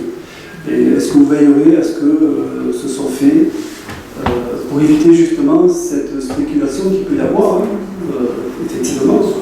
Acheter un terrain de 25 000 €, leur 42 000 €, pour moi c'est de la spéculation. Alors, régulièrement, je parle sous couvert des services et de M. Parent, régulièrement on fait des rappels à l'ordre pour dire que les gens construisent ou nous indiquent qu'est-ce qu'ils comptent faire de ce terrain. Mme Paoli qui s'occupe de l'urbanisme également. Donc, quand ils ne répondent pas, on ne peut pas, nous, leur imposer de bâtir quelque chose. Donc, la meilleure des choses, c'est de le reprendre pour que, éventuellement, quelqu'un d'autre puisse construire derrière. Mais je me rejoins, c'est pas fait pour faire de la spéculation, c'est sûr. Et on a déjà fait, il n'y a pas si longtemps que ça, ce genre d'opération, c'est conseil municipal. Monsieur Pouget? Oui, cette question. Vous allez me confirmer, afin d'éviter les coûts, je présume que l'acte de reprise devait être passé à la forme administrative et non pas notariée, parce que sinon c'est à la charge de la commune. C'est pas mentionné dans la délibération, c'est pour ça que... C'est pas une cotation administrative. D'accord, merci. Monsieur Vrégé? Oui, on voit également sur la partie droite donc, de la parcelle concernée un terrain vacant. Alors, je n'ai pas la notion si c'est du constructible ou si c'est un délaissé et si cette parcelle-là sera assujettie au même sort que la parcelle en question. Je pense que c'est une parcelle constructible qui sera assujettie à la même reprise.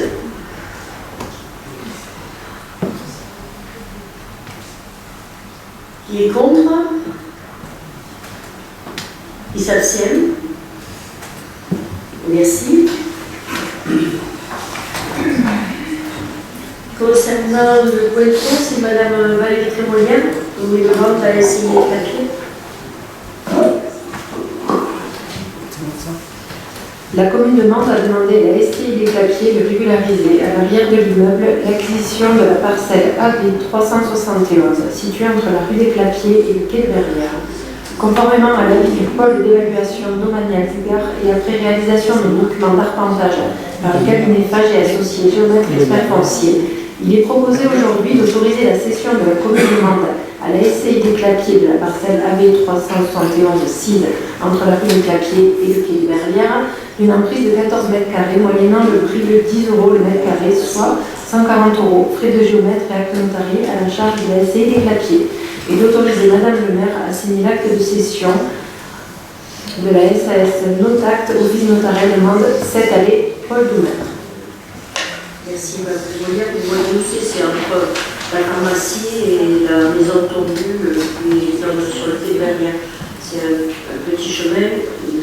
Il va y avoir une deuxième déclaration parce qu'il y en a une partie, c'est pour essayer les papiers, et l'autre partie, c'est pour le sapin.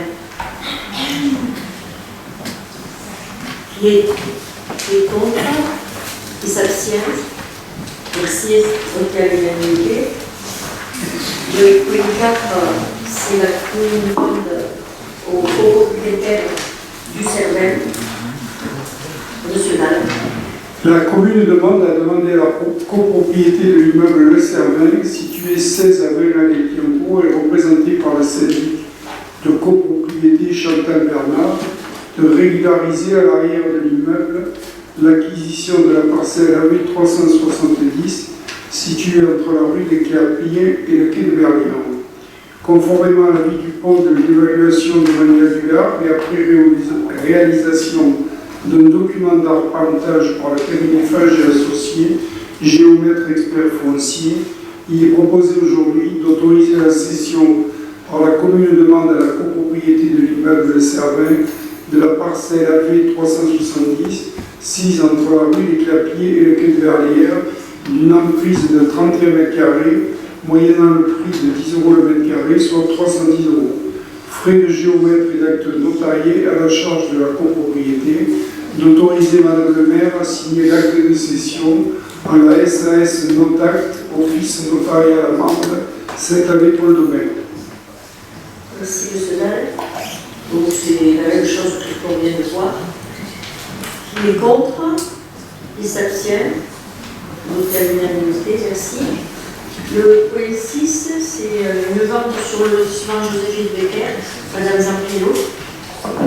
Alors, le prix de 99 € au mètre carré TTC a été établi conformément à l'avis du pôle d'évaluation domaniale pour la vente des lots qui s'établit de la manière suivante.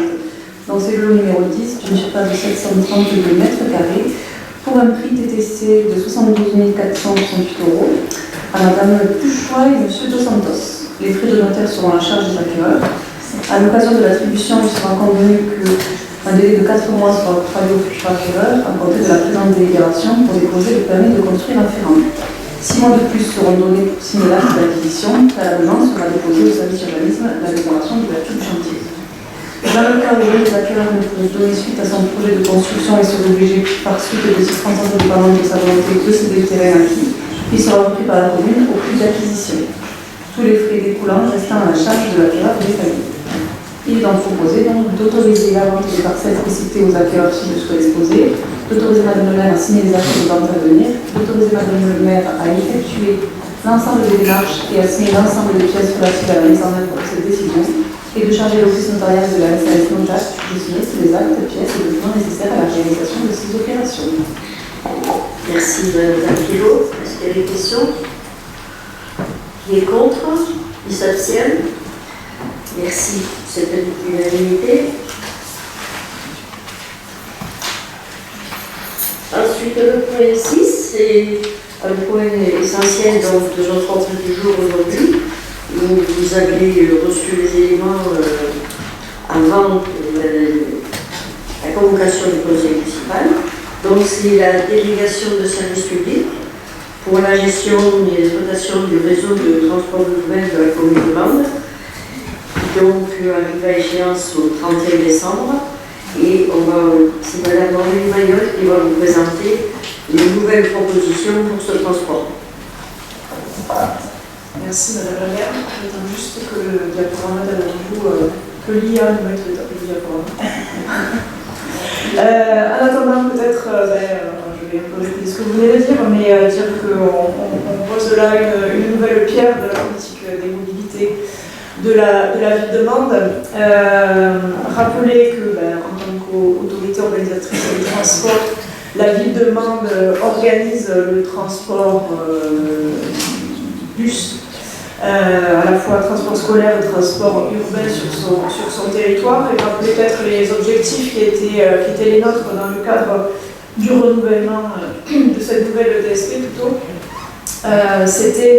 L'objectif principal, c'était d'avoir un transport urbain qui soit plus efficient, c'est-à-dire qu'il soit à la fois, il corresponde aux besoins des usagers, et par usagers j'entends ceux qui prennent aujourd'hui le bus et surtout ceux qui ne le prennent pas.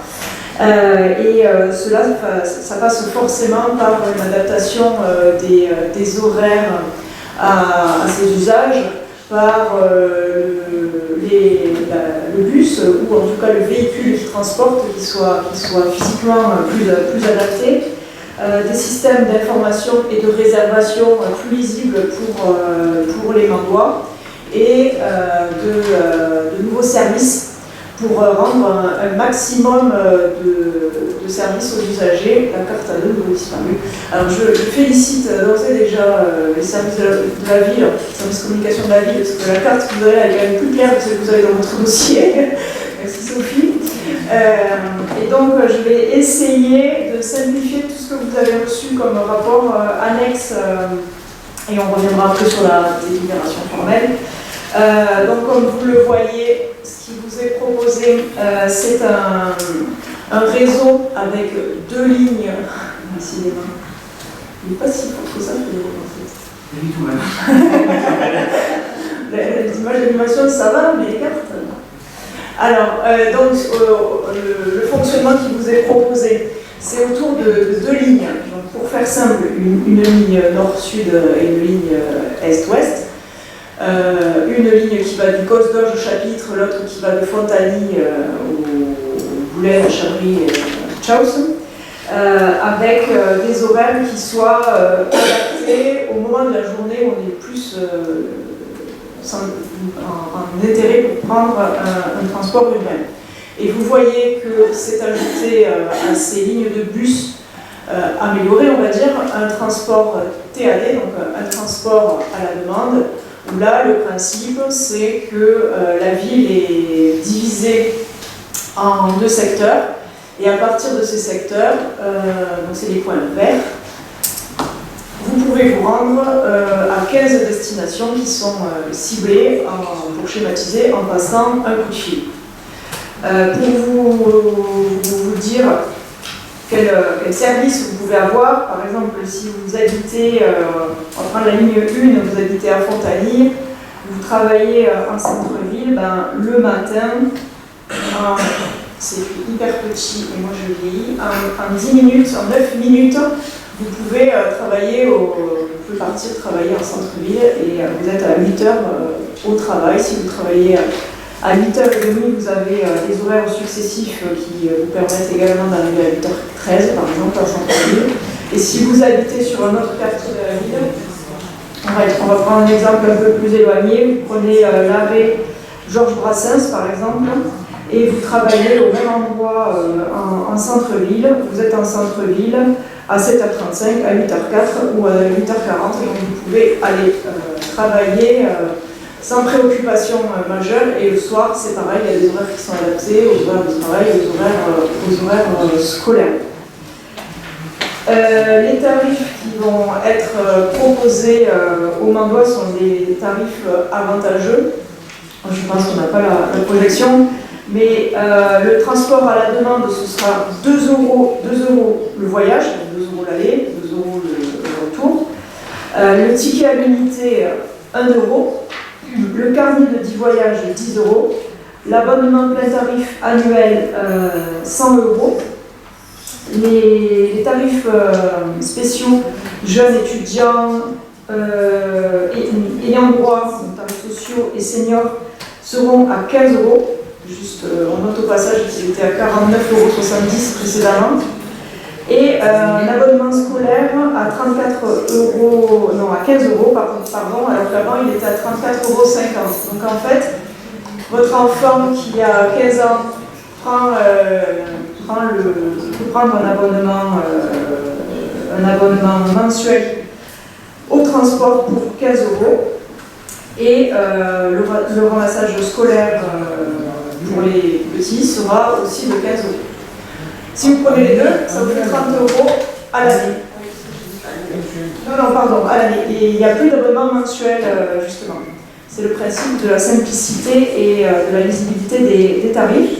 Donc, en fait, juste, on note au passage que le transport scolaire baisse d'à peu près 45% dans le cadre de cette offre. Donc, c'est la consultation en fait, qui a eu lieu. Vous avez tous les détails de la procédure dans la délibération. Elle s'est faite en 3 tours de négociation. L'offre unique qui avait été déposée, celle des transporteurs Mandois, Boulet et Hugon, on vous propose de la retenir parce qu'elle correspond aux objectifs majeurs que nous étions fixés. Je rappelle que c'est un contrat de concession de service public qui est d'une durée de 9 ans, donc qui débute le 1er janvier 2025.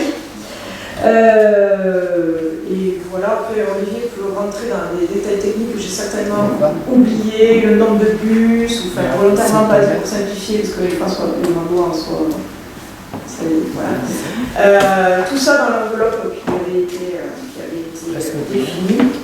Et donc il vous est proposé d'approuver ce contrat de concession, de l'attribuer au groupement SAS Boulet et Hugon et d'autoriser Madame la maire à signer le contrat de concession.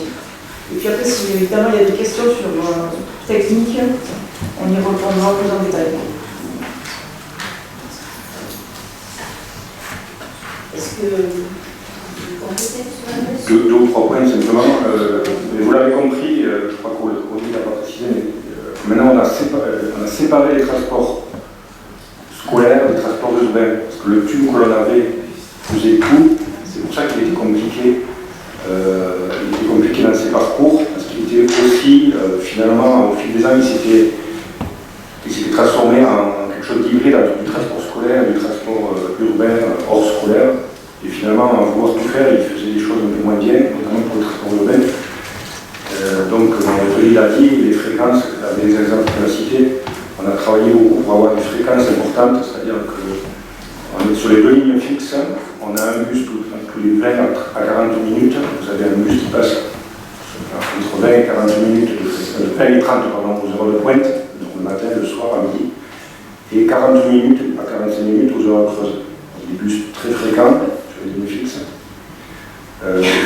Et le transport à la demande, juste pour préciser, c'est un transport qui se veut dynamique, dynamique, c'est-à-dire qu'on peut le réserver dans l'idéal. Au début, on va rester sur la veille parce que c'est plus nouveau et qu'on va expérimenter ce système, mais les réservations jusqu'à 2 heures voire 1 heure avant la course seront possibles grâce à un système informatique qu'il y aura dans les bus et le chauffeur en direct live pourra prendre les réservations. C'est l'ambition que l'on a sur ce transport à la demande. Donc pour le démarrage, on va y aller doucement et on va essayer de s'adapter un petit peu. On est allé voir la ville de Toulon qui fait ce genre de transport à la demande. Et ils nous ont dit qu'il faut expérimenter tout en le mettant en service et s'adapter vraiment aux demandes des usagers. Et puis le reste, je crois que tout a été dit. Il y aura un nouveau nom et une nouvelle couleur, puisque la volonté de François, quand il a lancé ce projet, et de Mme Bourgade, les élus, c'était de changer complètement notre système de transport, c'est le cas, hein. Et avec il va y avoir un nouveau nom, des nouvelles couleurs, des nouveaux bus, tout sera tout neuf à partir de début 2025. Voilà. Le transport à la demande, ce sont uniquement des minibus. Un minibus de 9 places et un minibus adapté PMR. Et les 2 autres bus, ce sont des bus de 53. Voilà. La Mayenne. penser qu'on reparlera de toute façon du transport urbain, à la fois pour son nom, mais ce ne sera pas que le nom du transport. Ce sera le nom du réseau de mobilité.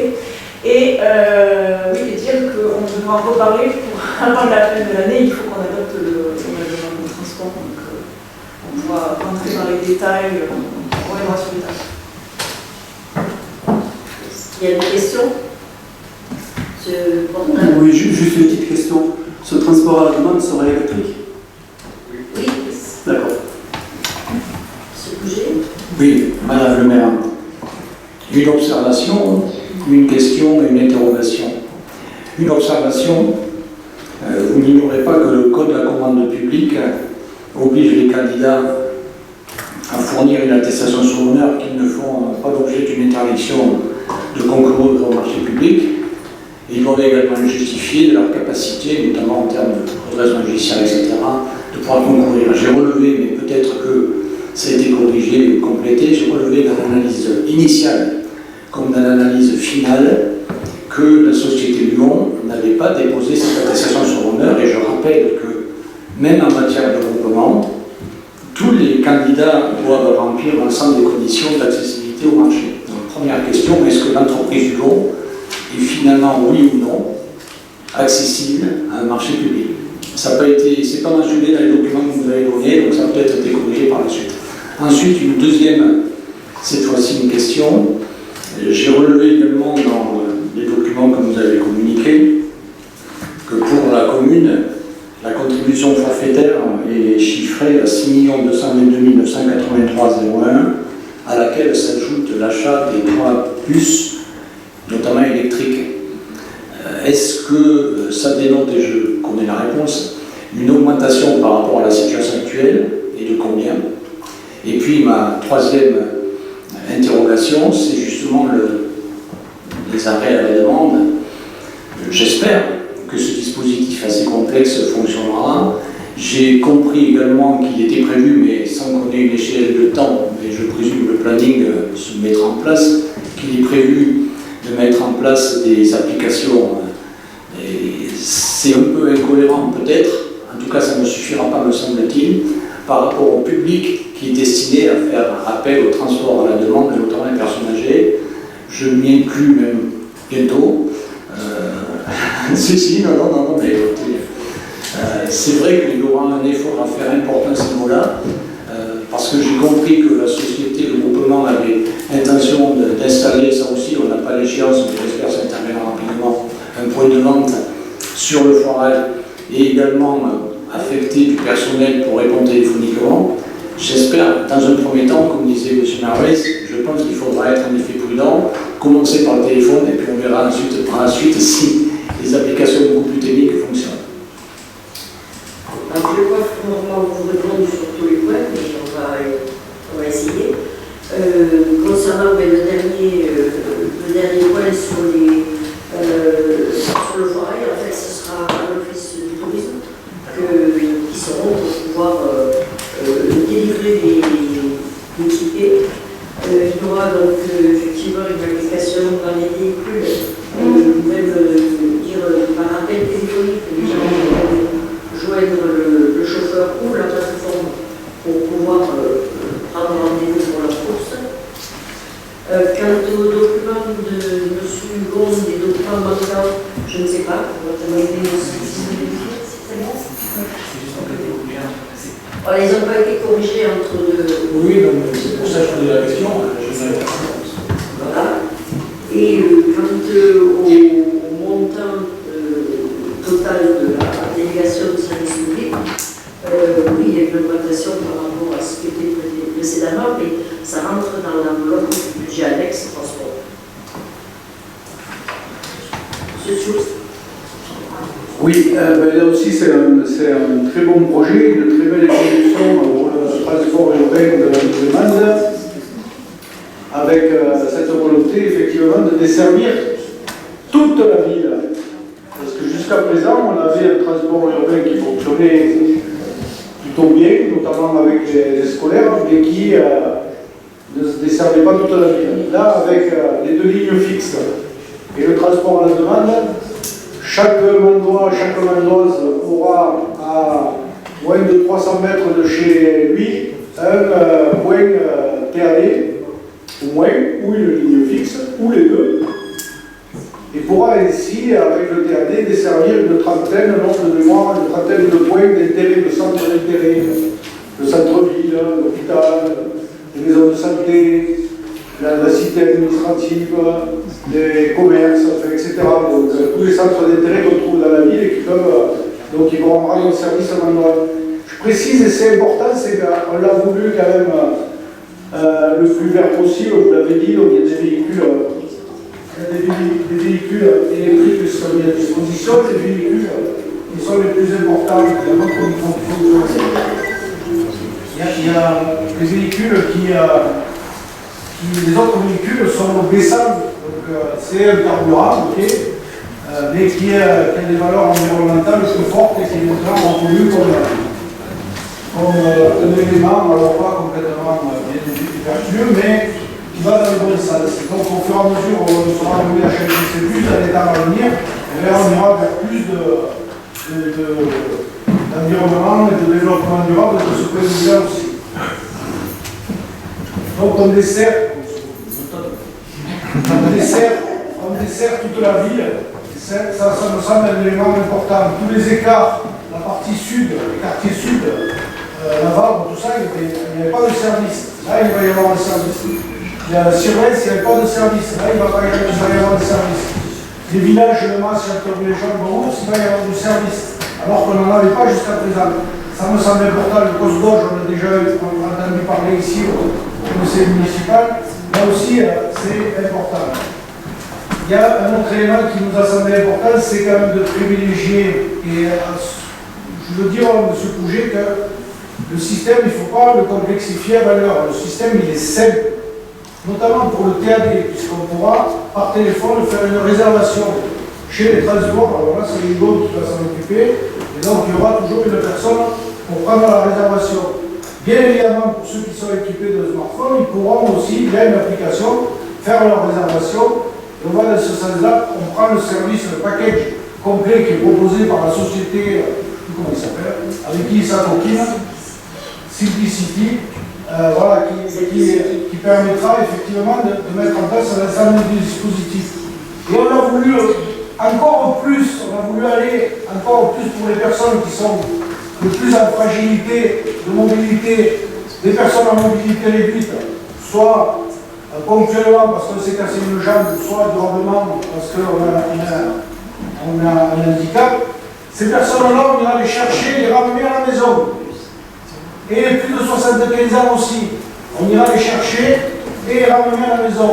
Donc je pense qu'on va quand même vers le bon sens pour que rendre les interactions sociales le plus possible, parce qu'on sait très bien, même dans une ville comme Mende, il y a des gens qui restent seuls chez eux, parce que dans l'incapacité de se déplacer, parce que soit ils n'ont pas de véhicule, soit ils ne peuvent plus conduire, ou soit ils n'ont pas de famille à côté d'eux pour les emmener. Le TAD, j'insiste, c'est un dispositif simple. Et donc j'insiste aussi sur la fréquence des bus, mais ça a été dit par Henri et par Olivier, donc une vraie volonté de faire plus de développement avec ce film. Merci. Madame Soulier. Justement, quand on parle des mobilités et des gens en mobilité réduite, est-ce qu'il ne serait pas opportun de mettre un arrêt dans le cadre de ce TAD en hyper-centre, genre rue de la République, que les voitures, elles, ne puissent plus y accéder, mais que seuls ces bus puissent aller, par exemple, amener les gens, pour ces gens qui sont en difficulté pour se mouvoir, puissent aller vraiment dans l'hyper-centre, rue de la République. Je pense que ça serait une facilité pour eux. Il y a l'OB. Ah, on ne le voit pas sur le plan.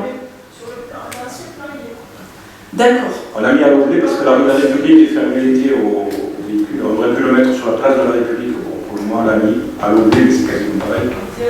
Le TAD rentre dans le centre. Voilà, là, sur l'image qui nous est projetée, il n'y est pas. Alors ça va être un petit peu encore affiné, le plan du travail encore il y a 20 minutes, pour tout vous dire. Donc, on va bien l'affiner pour la communication qu'on va mettre en place. D'autres questions? Donc on va passer au vote. Qui est contre? Qui s'abstient? Merci. Maintenant, le point 7, c'est la constitution du service d'assouplissement de réseau. Monsieur Martin, s'il vous plaît. La ville demande procède à l'aménagement et à l'agrandissement de réseau de canalisation électrique au lieu dit des Jeunes. Cette réalisation nécessite la mise en place d'un édifice sur une bande de 3 mètres de large de 6 canalisations souterraines pour un nombre total d'environ 5,5 mètres ainsi que ses accessoires. Sur la parcelle AK 1085, parcelle 6 commune de Mende, propriété de la commune de Mende. La convention est conclue à titre gratuit. Il est proposé de consentir à l'édifice une servitude de façon réelle et perpétuelle relative à la mise en place de une bande de 3 mètres de large de 6 canalisations souterraines de nombre total de 185 mètres ainsi que ses accessoires sur la parcelle AK 1087 de Mende. D'autoriser Madame le maire à signer la convention de servitude entre la ville de Mende et l'édifice du projet et joint un annexe. D'autoriser Madame le maire à signer les actes identiques à l'intérieur.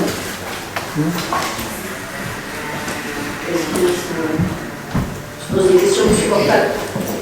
Oui, effectivement, je me questionne, Madame le maire.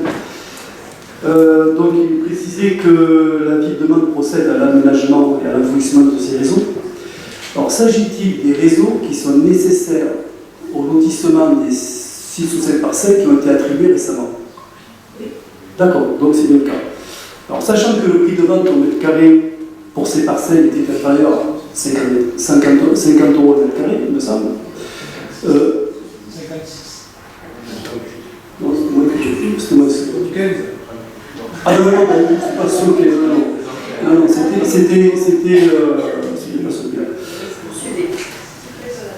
Donc, à savoir que c'est quand même 2 fois moins cher que ce qu'on a attribué pour le lotissement de Joséphine Becker. Pouvez-vous me rappeler la raison pour laquelle donc, le prix avait été fixé aussi bas, s'il vous plaît? On a fixé en fonction de France Domaine, parce que c'est France Domaine qui fait les prix. Je crois pas. Non, monsieur Sio, c'était pour les raisons. Vous m'aviez répondu que c'était parce que les propriétaires de ces parcelles avaient à leur charge donc les réseaux, l'enfouissement des réseaux. Non. Ah si, c'est ça. On a vendu un tarif parce que justement par les réseaux, nous ce qu'on met en place c'est un collecteur. Et après chacun des riverains, contrairement à lotissement, il est obligé de venir se brancher au collecteur, donc de payer le lotissement en fait de sa parcelle. Donc c'est complètement différent. De moi, je maintiens mon 75 €. Ah non, c'est pas 75 €, c'est sûr. Non. 75. Non. Non, ça c'était au parcelle là-haut. C'était ça, moi c'était 49 €. C'est ça? En haut, c'était confirmé. En abri plus, c'était 48. Et en bas, 26. Bon, faites le point. Contre cette construction de servitude, qui s'abstiennent. Je ne croise pas. Adopté à l'unanimité. Donc, concernant le deuxième sujet d'arrondissement, de construction de servitude, ça concerne le branchement du crématorium. Monsieur Landor. En vue de la construction du crématorium, la demande procède à l'aménagement et à l'enfouissement de réseaux et canalisations électriques au chemin du cimetière. Cette réalisation nécessite la mise en place par Enedis sur une bande de 3 mètres de large, une canalisation souterraine sur une longueur totale d'environ 90 mètres et la pose sous socle d'un ou plusieurs coffrets ainsi que leur accessoire sur les parcelles BD 0424, B40031 et B40038. Parcelle 6 communément propriété de la commune. La convention est conclue à titre gratuit. Il est proposé de consentir à Enedis une servitude de façon réelle et perpétuelle relative à la mise en place sur une bande de 3 mètres de large d'une canalisation souterraine sur une longueur totale d'environ 90 mètres et la pose sur socle d'un ou plusieurs coffrets ainsi que leur extraction sur la parcelle précitée. D'autoriser Madame le maire à signer la convention de servitude entre la ville de Mende et Enedis dans le projet joint en annexe et d'autoriser Madame le maire à signer les actes authentiques et à intervenir. Merci. Il y a des questions? Qui est contre? Qui s'abstiennent? Merci pour l'unanimité. Le projet suivant, ça concerne le patrimoine. Donc c'est une convention entre le musée de Gévaudan et l'association Jardin Nature 48. Madame la ministre, s'il vous plaît. Le musée du Gévaudan a mis en place une rhinothèque participative au sein de son exposition permanente de nature et culture. L'ensemble des visiteurs peut initier librement des graines de semences locales, fleurs, légumes, fruits ou emporter des échantillons de graines disponibles en libre-service. Par la diffusion et l'échange de semences, la Rhinothèque favorise la biodiversité et propose des variétés adaptées à son territoire. La Rhinothèque permet de sensibiliser le plus grand nombre sur l'importance de la liberté de produire et d'échanger ses semences. Afin de pérenniser le fonctionnement de cet outil essentiel à la vie du musée, le musée du Gévaudan souhaite passer une convention avec l'association Jardin Nature 48. L'association a pour objectif de créer du lien social autour du jardinage et d'organiser des ateliers, visites et marchés et proposants. L'association a pour projet de construire des carrés potagers dans le but spécifique de reposer des graines. En soutenant ce projet, la ville de Mende bénéficiera en contrepartie de 50% de la récolte des graines de ces potagers, assurant ainsi un fonds de fonctionnement pour la bibliothèque du musée. Il est proposé de considérer l'intérêt de ces conventions de partenariat, d'en approuver le contenu, d'autoriser les actions liées à ces partenariats, d'autoriser Madame le maire à signer les conventions citées, ainsi que l'ensemble des pièces afférentes, et d'effectuer l'ensemble des démarches relatives à la prise de cette décision. Merci Madame Millet. Est-ce qu'il y a des questions? Qui est contre? Monsieur Ahmed. Madame le maire, ce point franchement nous a laissé profondément perplexes. Et on a eu un long débat entre nous pour savoir si c'était très original ou complètement farfelu. Le musée étant, pour la majorité municipale, en tout cas un symbole de la vie culturelle à Mende, l'arrivée ou l'implantation d'une grénothèque nous a particulièrement surpris. Et on n'a pas tranché au final. On n'a pas tranché, on n'a pas réussi à savoir si c'était sérieux, pas sérieux, original, dans le sens du changement, je ne sais pas. Donc pour toutes ces raisons, on va se contenter de, comment dirais-je, de rester en retrait et de ne pas participer au vote de cette délibération. C'est la façon la plus respectueuse de se prononcer sur ce point de la maire. C'est dommage, je rappelle que vous n'ayez pas visité le musée à vos actions. Ah, j'ai été madame le maire. Parce que la bibliothèque, elle existe depuis le début. Et les gens viennent faire des trompes de plantes. Et donc, pour alimenter cette bibliothèque, on a pensé qu'il serait intéressant de nouer une convention avec Jardin Nature 48 qui intervient très régulièrement sur Mende pour des conseils aux gens qui s'initient à la plantation. Et donc ça permet comme ça de sceller un lien entre le musée et l'association Jardin Nature 48. Et c'est vrai que c'est depuis l'origine de... Vous faites bien de me le préciser, bon, ça ne nous a pas marqué, semble-t-il, un peu. Mais je vous ai dit, la meilleure position à avoir, c'est de ne pas se prononcer sur ce sujet.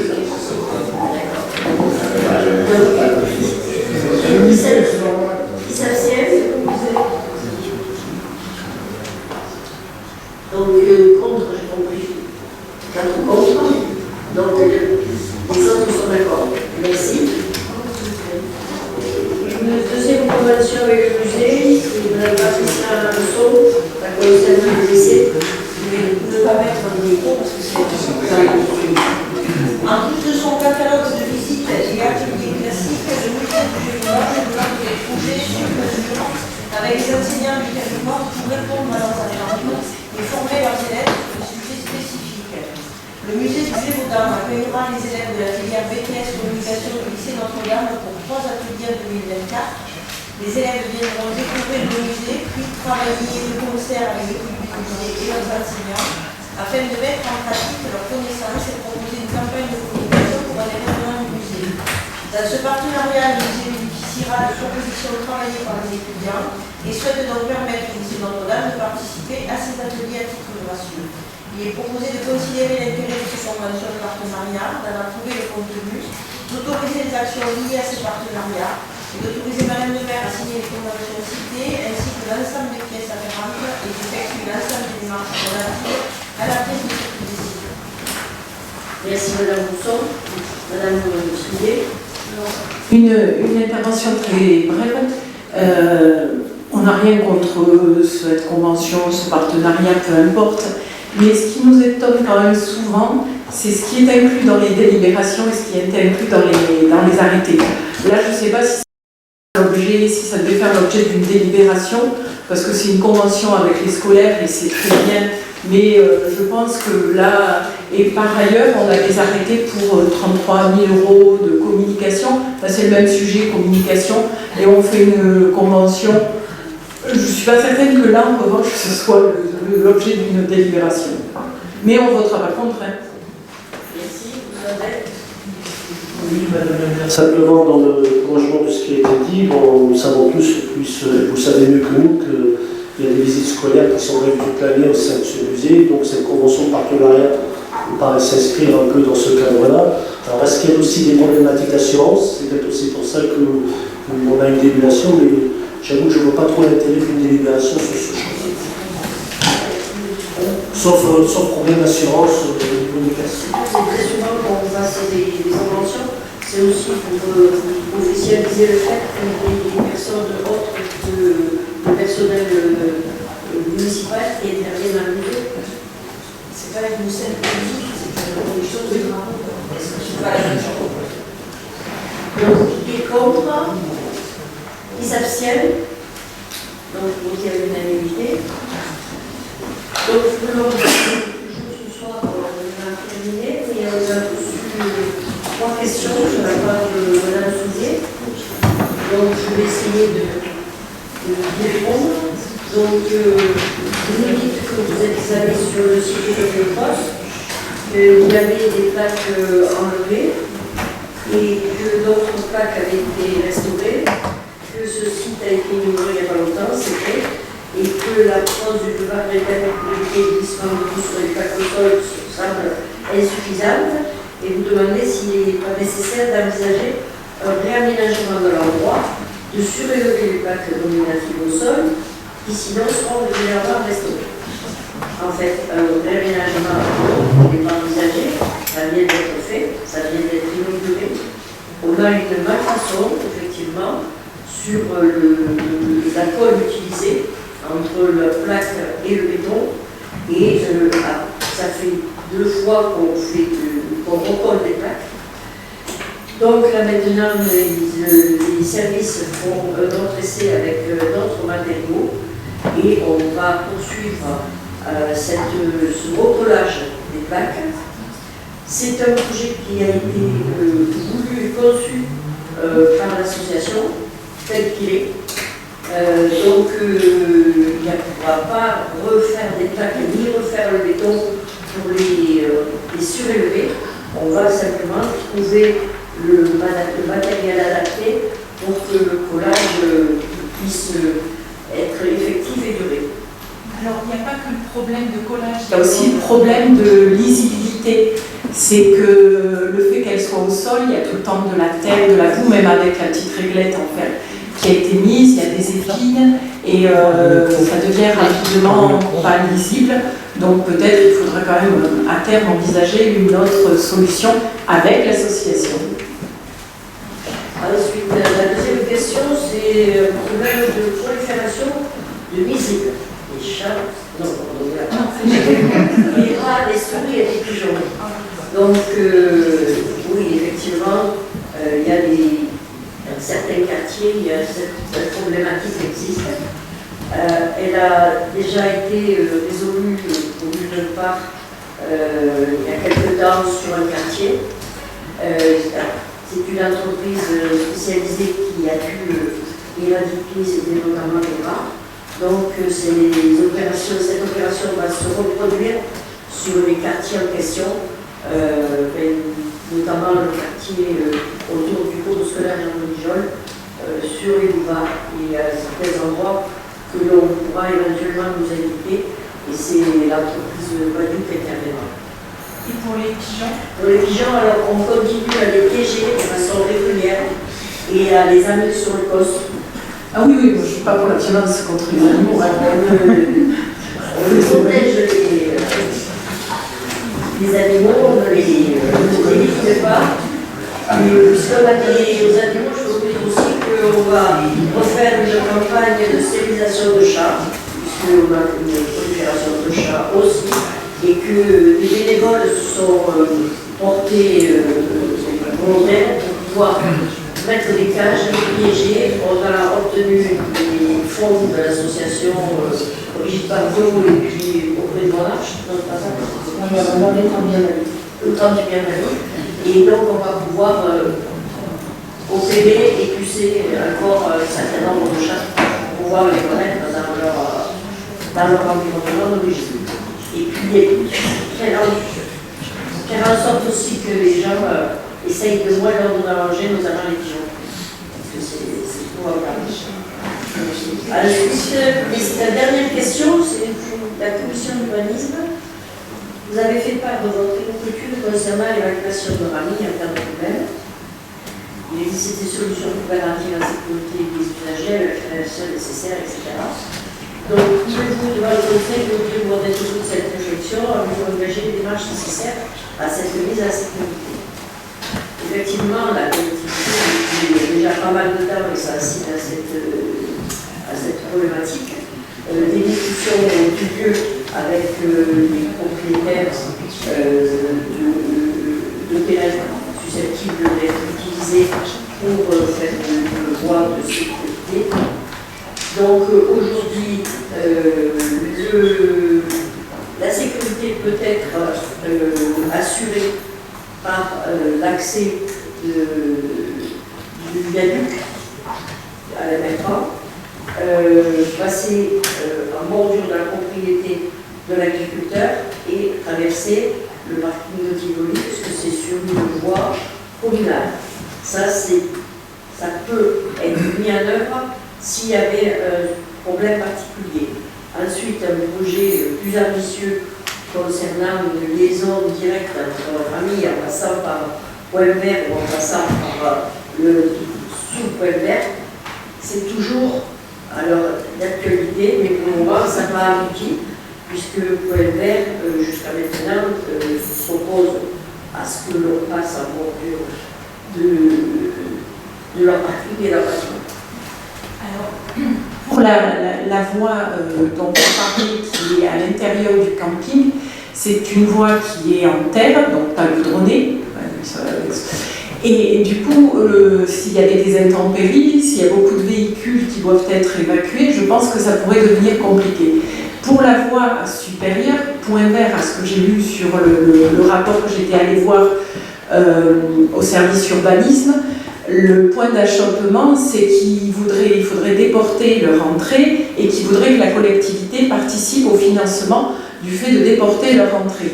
Ce qui peut paraître pas scandaleux. Et en tous les cas, je tiens à nouveau à souligner la nécessité d'agir sur ce point-là, parce que pour moi, c'est le point de danger actuel le plus important, dont la collectivité est responsable, le plus important pour l'évacuation des personnes. Parce qu'on sait qu'à la ZAC de Ramille, il y a plusieurs milliers de personnes qui circulent hebdomadairement.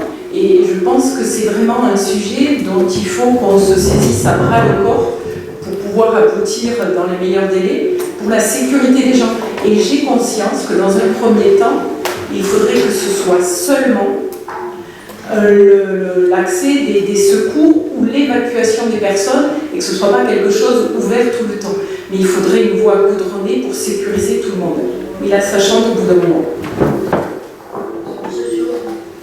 Et en fait, ce sujet qui est sur la table depuis pas mal de temps, il est complexe. Et autour de 3 propriétés. Il n'y a pas que la propriété d'Unicorp. Ce que vous dites est juste à moitié vrai. C'est-à-dire que Unicorp qu'on a reçu avec Olivier Merveille il y a quelques temps déjà, il voulait faire un magasin ailleurs sur notre terrain. C'est pas tout à fait changer, c'était sa demande. Parce qu'effectivement, on lui squeeze une partie de son parking et donc on pensait compenser avec une partie de terrain qui est située après. C'est là où est le deuxième problème, donc avec le propriétaire foncier qui lui aussi, suivant ce qu'on veut faire, et accepte ou n'accepte pas.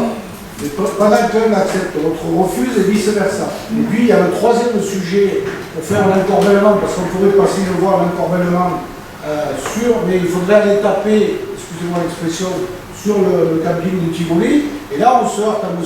Morel, et à la limite, je comprends sa position aussi, de dire qu'on lui met à mal son activité, on risque de lui mettre à mal son activité économique. Donc le sujet est un peu plus complexe que ce que vous venez de présenter, et puis l'idée de faire cette voie de sécurité, ça peut être un bon compromis pour effectivement permettre quasiment dans toute situation, avec les secours, d'accéder à la halte de Ramille si pour le plus grand des hasards, il pouvait, enfin, ça peut arriver, dans la voie de descente à l'actuelle hyper-rue, au magasin, à la halle, devait être bloqué ou fermé par un accident, donc là, on a vraiment un enjeu, effectivement, de pouvoir accéder à la zone d'activité, que les pompiers, la police puissent accéder à cette zone d'activité. J'en profite puisque j'ai la parole pour terminer peut-être en disant que c'est bien, et pour la bonne information de tout le monde, c'est bien 75 € le mètre carré.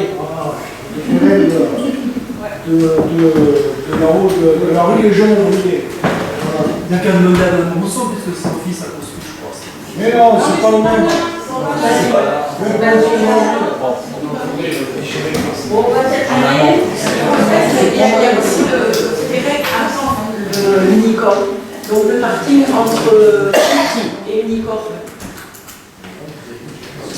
Unicorp pourrait faire un parking là, il y a une bonne condition sur plutôt la partie de chez lui. Après, c'est la partie de Unicorp. De toute façon, on va continuer les démarches avec les propriétaires et on vous tiendra au courant au fur et à mesure. Donc, 3 informations avant de terminer. Comme il est dans le musée, le 21 octobre, il y a Halloween au musée. Que le 1er novembre, il y a la cérémonie comme d'habitude au carré militaire. Que le 11 novembre, on fêtera les 100 ans du monument au roi et les 10 ans de la Forêt des Poilus. Et pour ça, il y aura une exposition à la Girouille qui sera inaugurée sitôt après la cérémonie du travail. Et une conférence par Samuel Cadier sur Mende et la guerre de 14-18. Le 16, il y a le salon Lumière. Et un défilé de mode à l'espace événement le week-end. Voilà, merci.